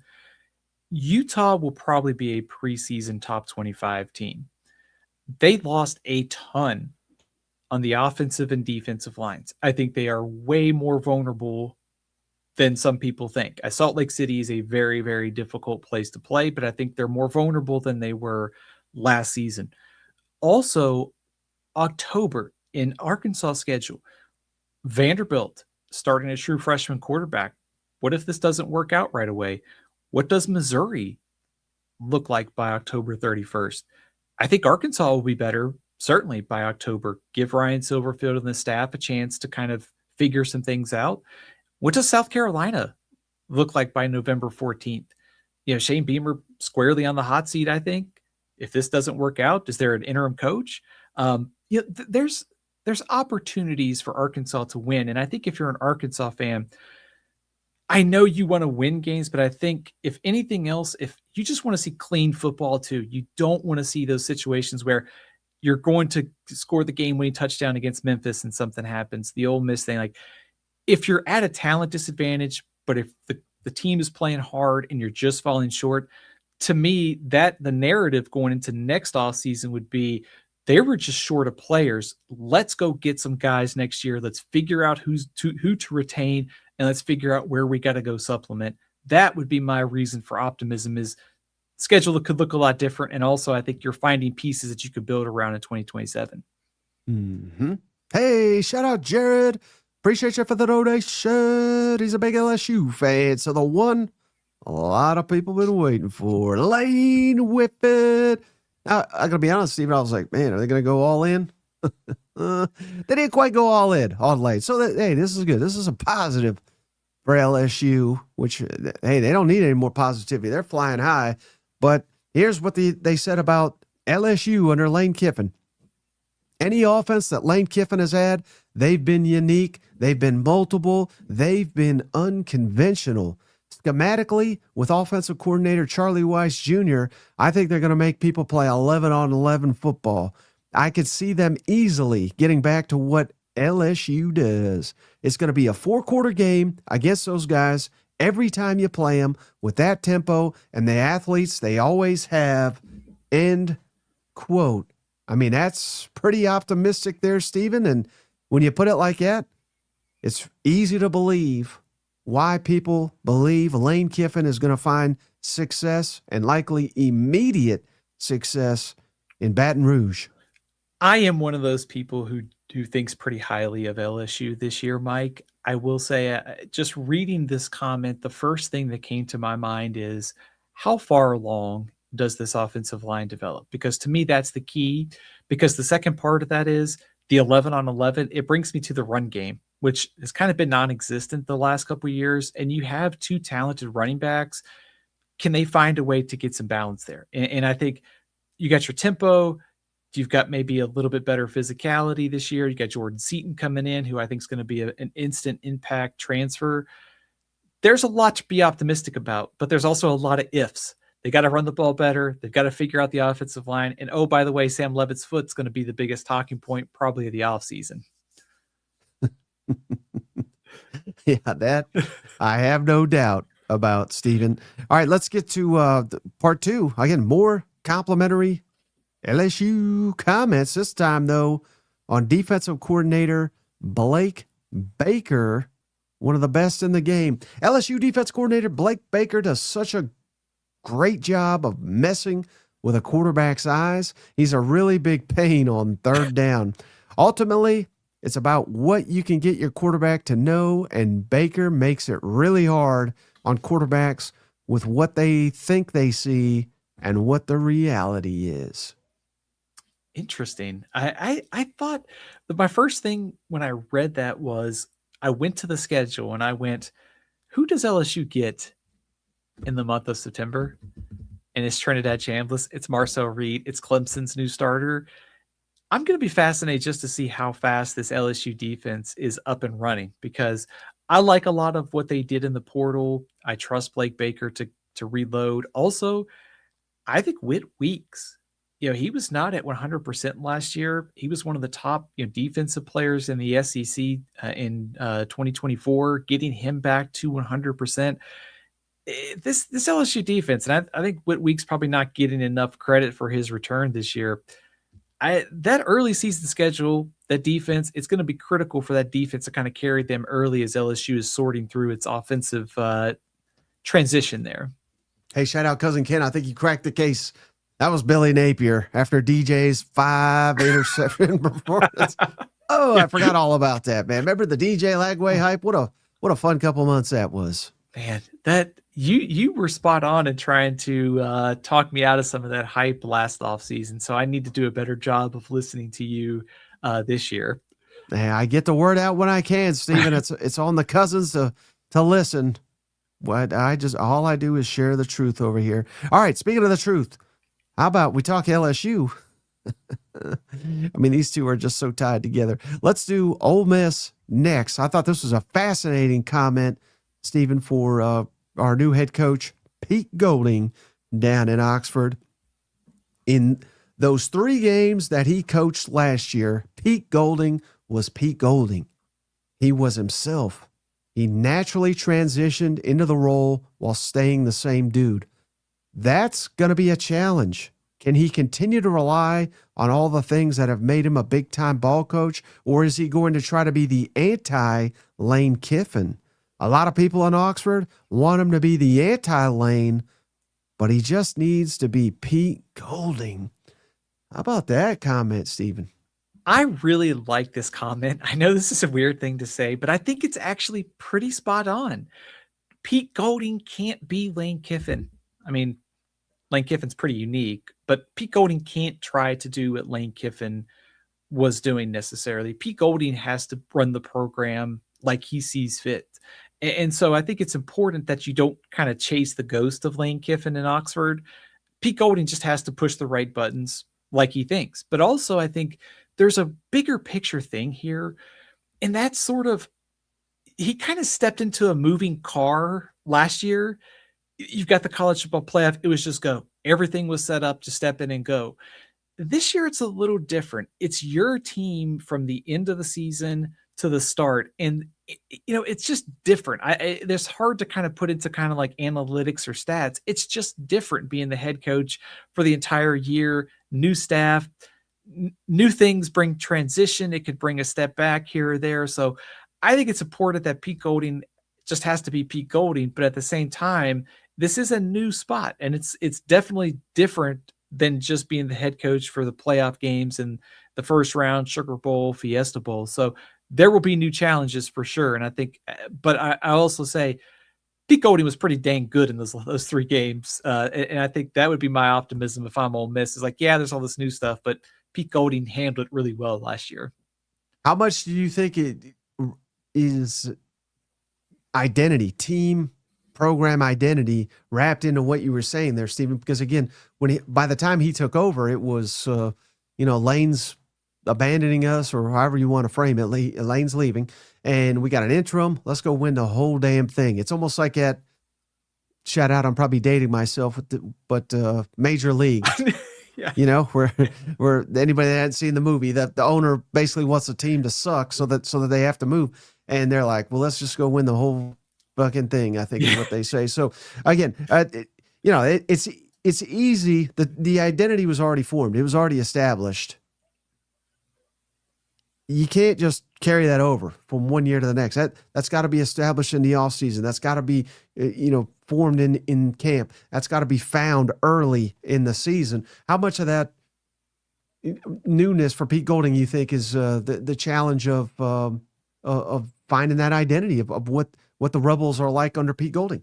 I think that's a huge question. And also, it's hard to stay at the top of anything too, Mike. I mean, anytime you have success, it's hard to kind of maintain that. And so Pete Golding's kind of going to fight some, I don't want to say, I'm not sure the right word for it, but he's going to have to kind of fight some, demons as to, well, we were this good last year, but no, it's a new season. There's a new staff. You can't just lean on what worked last year because these things are going to be different. You get new pieces everywhere. So I think that the good news for Ole Miss and Pete Golding is you have some guys in Chambliss and Keywan Lacey who can be your leaders. You've got guys on defense too, Eccles, Perkins, like guys who went through the battles with you last year. I do think there was kind of like a galvanization too of like interim coach, like let's go win it. And I think it's going to be a little bit different this year. Like there's still enough of that leadership intact that makes me believe this team is not going to miss a beat. Maybe you worry more about 2027, but it's a new year. There's new problems, new depth chart questions are going to come up, and Pete Golding's going to be in that seat.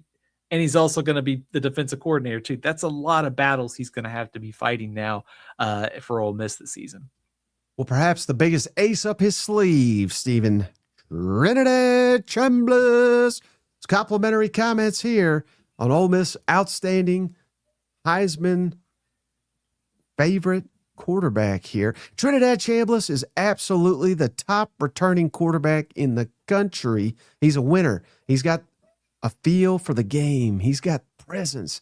He looks like he's got tremendous leadership skills. But can that defense be improved enough to let the growth happen offensively without former offensive coordinator Charlie Weiss Jr.? End quote. That's interesting. Very interesting comment there, Stephen. But I would agree with a lot of that. I mean, I don't think that Trinidad is the most hyped quarterback, but I do agree he's the best coming back. What's your thoughts on these? I think Chambliss probably didn't get enough kind of credit for how unbelievable his story is.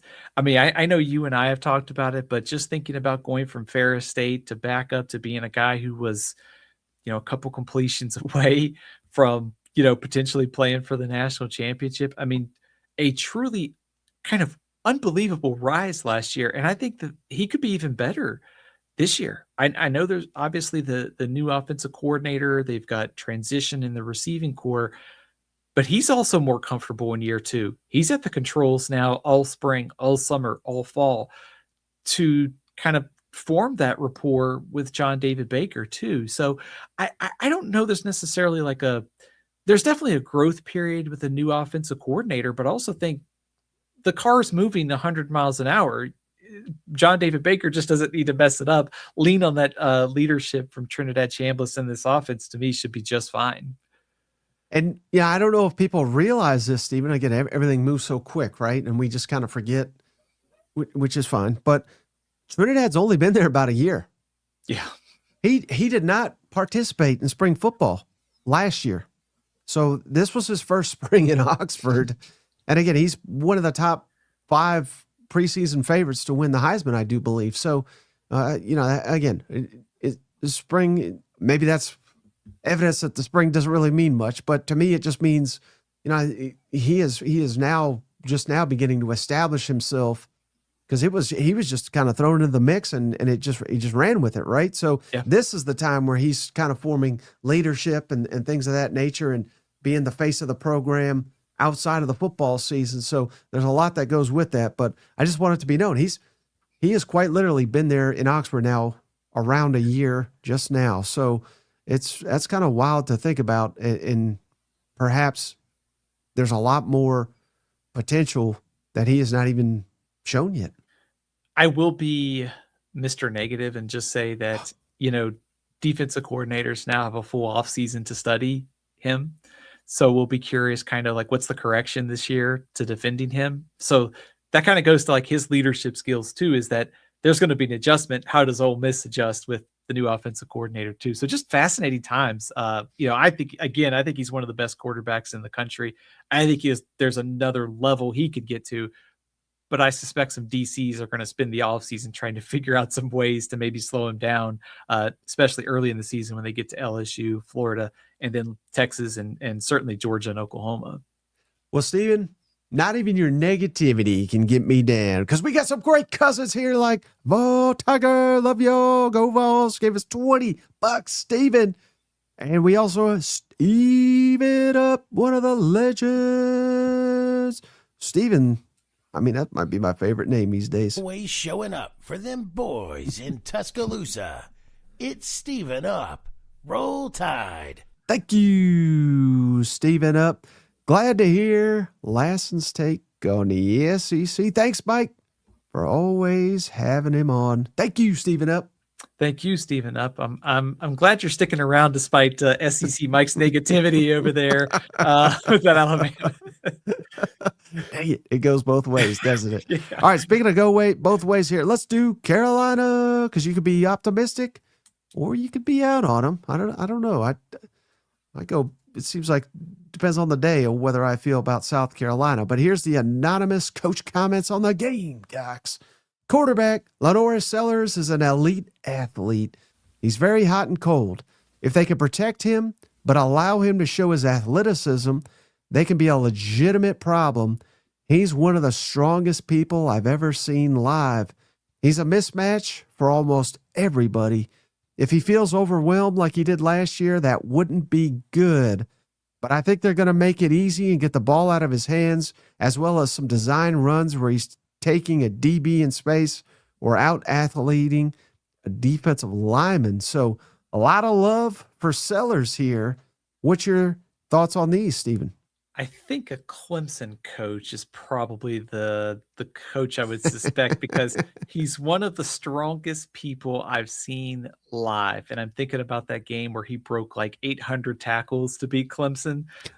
So just I don't know who said, just tried to have a little fun with the comment. But I think, Mike, I think this coach kind of sums up where I think this Kendall Briles offense needs to go, is that a lot of times it felt really hard for South Carolina offensively. And so Kendall Briles can make it easy, like throws in space, let Lenore Sellers run, build up his confidence this year with a lot of easy stuff. And then it sets up those deep balls like we saw to Nick Harbor. So I think Kendall Briles might be one of the most impactful coordinator hires this offseason, just because he's going to help Lenora Sellers get back to that quarterback we saw in 2024. And it feels like these coach comments kind of go in that same direction. A lot of talent, and Kendall Briles can maximize it better this season. Right, and he's got a lengthy track record, Stephen, of making an instant impact wherever he goes. So the pieces are in place for Carolina. I should say with a little asterisk, if they can fix the offensive line, which I believe they brought in 7 transfers to help that offensive line this offseason. But aside from the offensive line being a question mark, they got the quarterback. They've got receivers.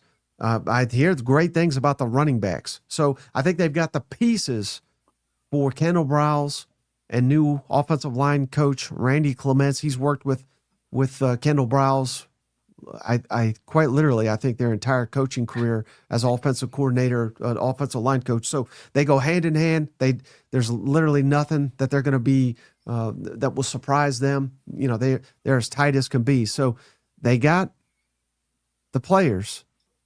I think this could really be, perhaps one of the biggest 180s in the Southeastern Conference this year. If we're just talking one side of the football, South Carolina offense, and that could be just the thing that kind of re-sparks the Gamecocks this offseason. All right, let's get to the second parts here of the Gamecocks anonymous coach comments, and these were not made by me. I don't know that they're going to be better. Oh, no, I was just so positive. I haven't felt very good about them the last couple of years, other than that they have an elite edge rusher, but they're already got a couple of tackles hurt, which could factor into it. My guess is they'll be decent, middle of the pack. So not quite what you want to hear, but again, I think these are fair comments. Decent, middle of the pack in the SEC is probably top 25 to 30. That's not all bad if that's the way it ends up for South Carolina. I do think there was a comment, I should have touched on this with the last one, and Mike, you said it, if they can protect him. And I go to this comment and think about the injuries at tackle, whether it's Josiah Thompson, Jacarius Peak. Mike, you said it best. I think depending on what day it is, kind of my optimism is either high or low for this team. This offensive line really worries me. I think they've got a upgrade with Randy Clements coming in. I think the scheme will help them. They've done a nice job in the portal, but Peak is a pretty important piece to that at tackle. I think you've got to have him out there for the bulk of the SEC play. If I knew he was going to be out there all SEC season, I'd probably feel a lot better about this offensive line. So I guess I would agree, I would kind of agree with this coach. Like, it wouldn't surprise me if they're middle of the pack in the SEC, but I do think they're going to be better just because the offense just has to be better with Sellers and Kendall Briles working together this year. Mm-hmm. Hey, they're calling for you to start your own podcast, Stephen. Get out there. Listen, I can listen to Stephen talk on any platform. Appreciate that. Appreciate all the kind words. Who's that? Your agent, Stephen? Come on. Yeah. It's like my burner's been pretty active. All right. Hey, how about a lot of hype, Stephen, this offseason with Kentucky? How about the anonymous coach comments on the Wildcats? With the talent base that new head coach Will Stein inherited, the only thing I wonder about is the fact that he had more talent than everybody else at Oregon for most of the games. It'll be interesting to see him going from one of the haves to one of the have-nots and how that's going to transition while still not losing your enthusiasm, your connection with the players, and all those kinds of things. Ooh, thoughts on these comments, Stephen? Very interesting. I think this coach may be kind of hinting, and Mike, I would love to kind of know how you feel about this. I think this coach kind of thinks it's probably going to be a little bit tougher year for Will Stein. If you just look at the losses that Oregon's had the last couple of years, add them up, there's probably a good chance that Kentucky loses more games this year than maybe Oregon has lost like in the last 2 or 3 years. So how he handles that as the head coach, and just thinking they've had this great off season, they've got some momentum, Can they keep it going? Does it fade quickly? Then that raises, we've talked about narratives for 2027. If Kentucky really struggles, it's going to raise a lot of questions about Will Stein. So I think this coach seems to be pouring some cold water maybe on the Kentucky hype this offseason in kind of maybe a roundabout way. Is that fair?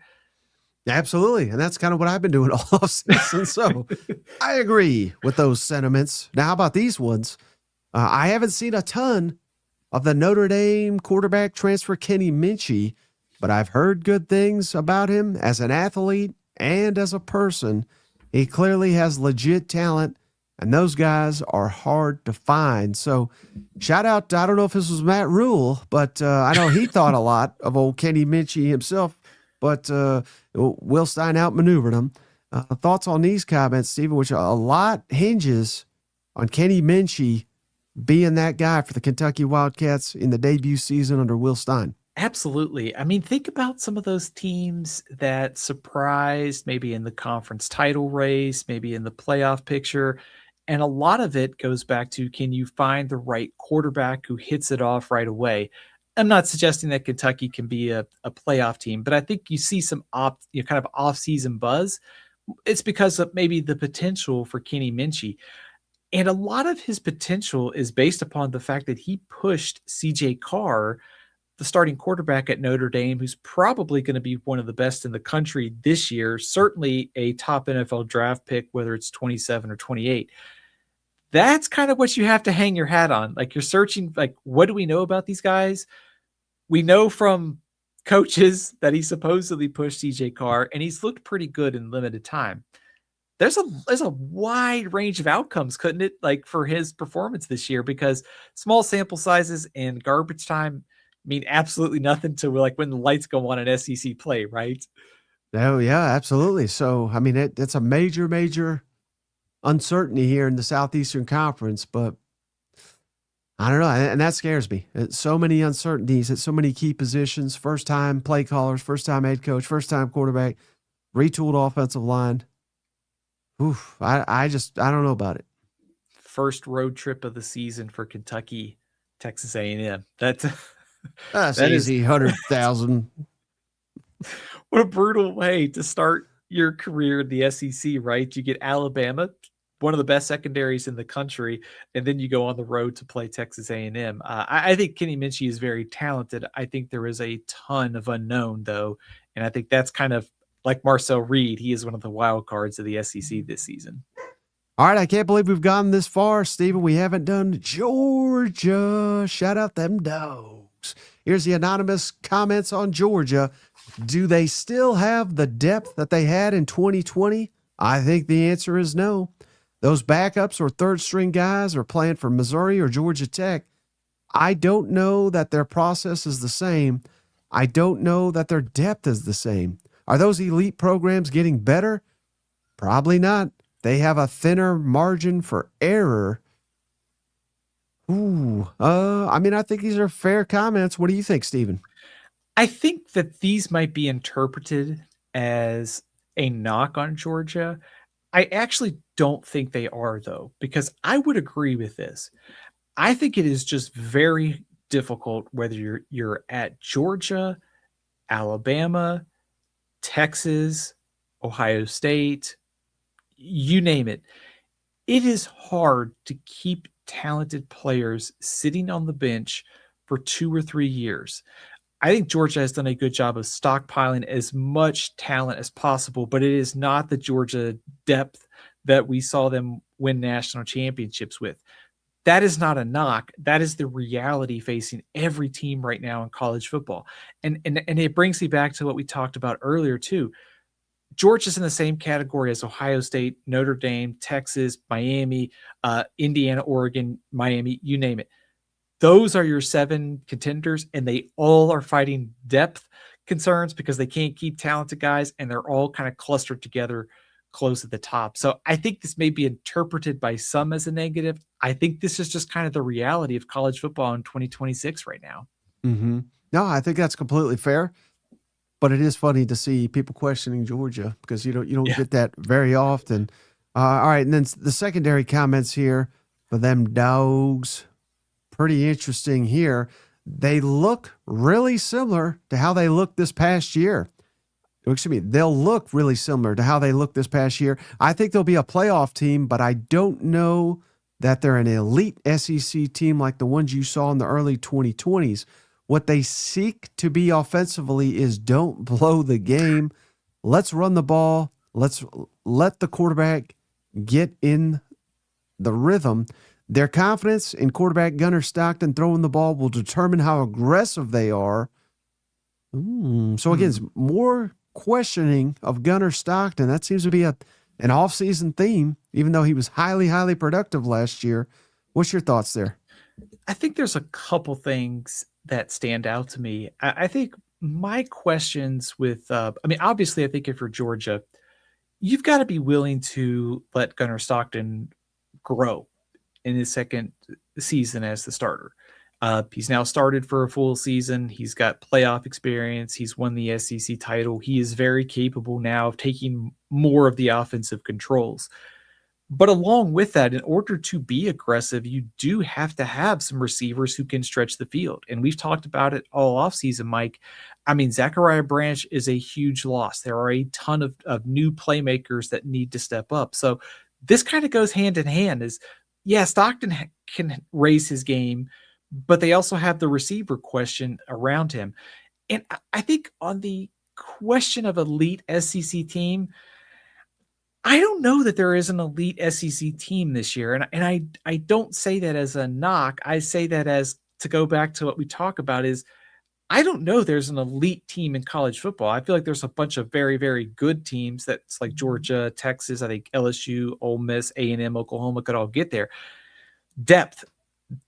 Team depth is kind of the storyline for me in the SEC right now. Is the Big Ten's got the teams that have won the national title, but the SEC has so much depth kind of clustered at the top, middle, and even at the bottom of the league. So it's possible to get kind of a super team, but it feels like we're going to see a lot of close games, a lot of teams clustered together in this league. Is that fair? No, I think that's absolutely fair. And that's why I think there is legitimately maybe around 8 teams, maybe even more, that go into this season, maybe not demanding a playoff berth, but it's realistic that they can get there. And again, It may be even more than that. I'd probably go a little bit beyond that. I might go like if Florida hits, if Auburn hits, those teams can be there. I was going to say, I feel 10 maybe have like realistic playoff expectations this year. Of course, there could always be like the surprise, like we saw Indiana do it 2 years ago. But I do think a lot of these teams are clustered so close together that, and especially at 9 games in the SEC, as strange as this sounds and as basic as it sounds, it's like, who could find a way to win some of these close games? Because there's probably going to be a ton of them again in this league this year. I don't think Diego Pavia had Vanderbilt as a playoff. He was the only one. So shout out. Let's do Vanderbilt to close us out here, Stephen. But again, that's just back to the point. A team could come out of nowhere and make that playoff push out of the Southeastern Conference. Here's the comments here for the Commodores. That time with Diego will help them recruit at a higher level, but they'll have more sustained success than they've had. But they won't be at the same level the next year or two without Diego Pavia. I think the injection of belief and swag that Pavia brought to the program can carry over. They fed off it. Then it became more than just him. How about that, Steven? So, again, not everyone respects Diego Pavia, but you cannot deny the impact he's had. Can that carry over to another season? You're 100%, Mike. Think about just where Vanderbilt was before Diego Pavia got there. Clark Lee was starting to kind of coach his way onto the hot seat. Diego Pavia has completely transformed the way that, kind of how we think about Vanderbilt, what's possible at Vanderbilt, like culture changer, like in many ways, like on a positive level for Vanderbilt. He has elevated this program and say, hey, here's what we can do. We almost made the playoff. And so you look at that comment and say, that time with Diego will help them recruit at a higher level. Yeah, see Jared Curtis already. It's already paid off because of what Diego Pavia did and because of Tim Beck and because of Clark Lee. So I would agree that, and I think this coach is kind of hinting that they're due for a step back. I think that's just probably natural given how important Diego Pavia was to that program, even if Jared Curtis has tremendous upside and is a 5-star recruit too. And I think it fits Vanderbilt well, Stephen, because if you recall, this time last year was they can't possibly do that again, and probably even go to a bowl game. You know what I mean? Yet they took it way further than that. And I thought the dumbest talking point last offseason was people were like, well, they caught Bama by surprise, and that was kind of the story of the season where they won several conference games after that. So they weren't catching other people napping after beating the number one team in the country. That was just foolishness. But point being, Stephen, they were doubted last year. They were doubted the year before. They're going to be doubted. Hell, I've doubted them. So again, it's nothing new to them. And it's probably the position they thrive in and they feel the most comfortable in. And they're going to have to be feeling it all off season. But they just got to prove us all wrong again, which they have proven before. They're more than capable of getting that done. All right, so the secondary comment here on Vanderbilt, again, they're the only ones, Stephen, where like all of it was on the former player. No one else did it. Do I think they'll be as good without Diego Pavia? No, absolutely not. Do I think they'll be competitive and in there somewhere in the middle?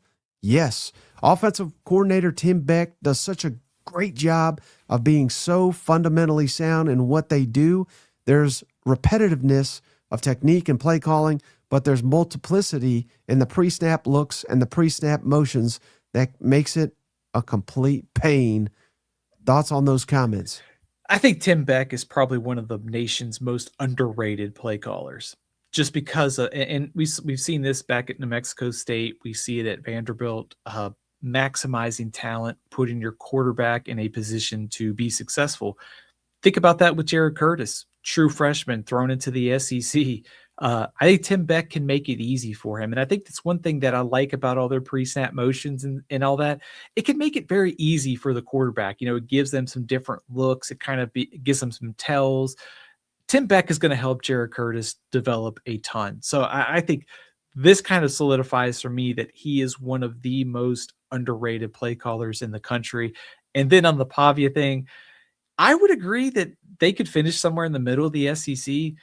Mike, I would not be surprised if they're picked 13th, 14th, by somebody. Some people may have them 15th in the league.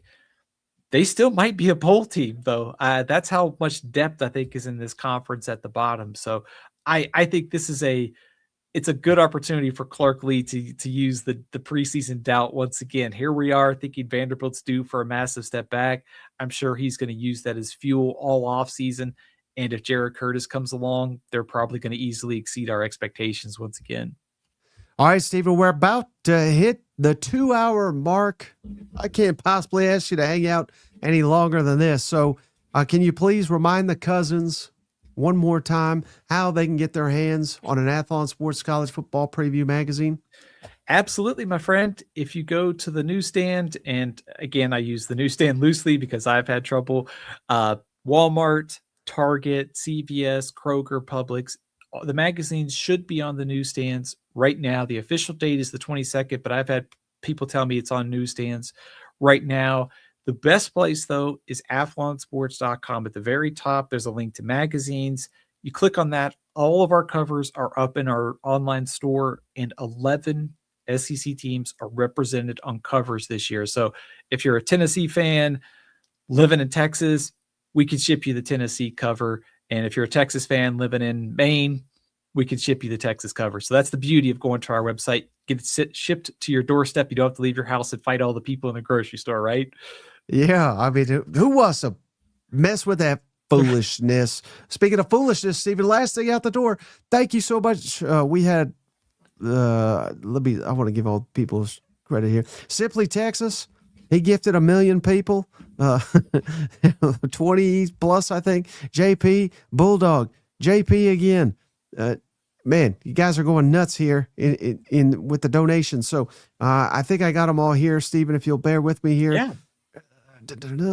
Let's see here. We got, all right, Jeffrey Skelton, A. Mueller, Clark D. Young Band, Brunson McNeil, Tyler Gammon, Bruce's Loose, Initiate, Blue Green Street, I Cajun. They've all been gifted as, oh no, some of these are small, as well as LA Bomb, shout out 2020, and also Mr. Bloodline, Go Hogs, Ed Young, Braden Thompson, that Gator, I think I got that, Raleigh McNeilson, Just a Guy, Level Up, Lovin' Native, so way too long, Randy Chula, Aaron Meredith, Ryan Estrada, RIC, Garrett T. Allen, Azrael's Mercy, Boomer Suey, and Mick Ted 101. Oh, A Good Time 21, Reverend OU, and Keith Cole. Welcome to the family. Yay! That's going to do it for this episode. We appreciate you.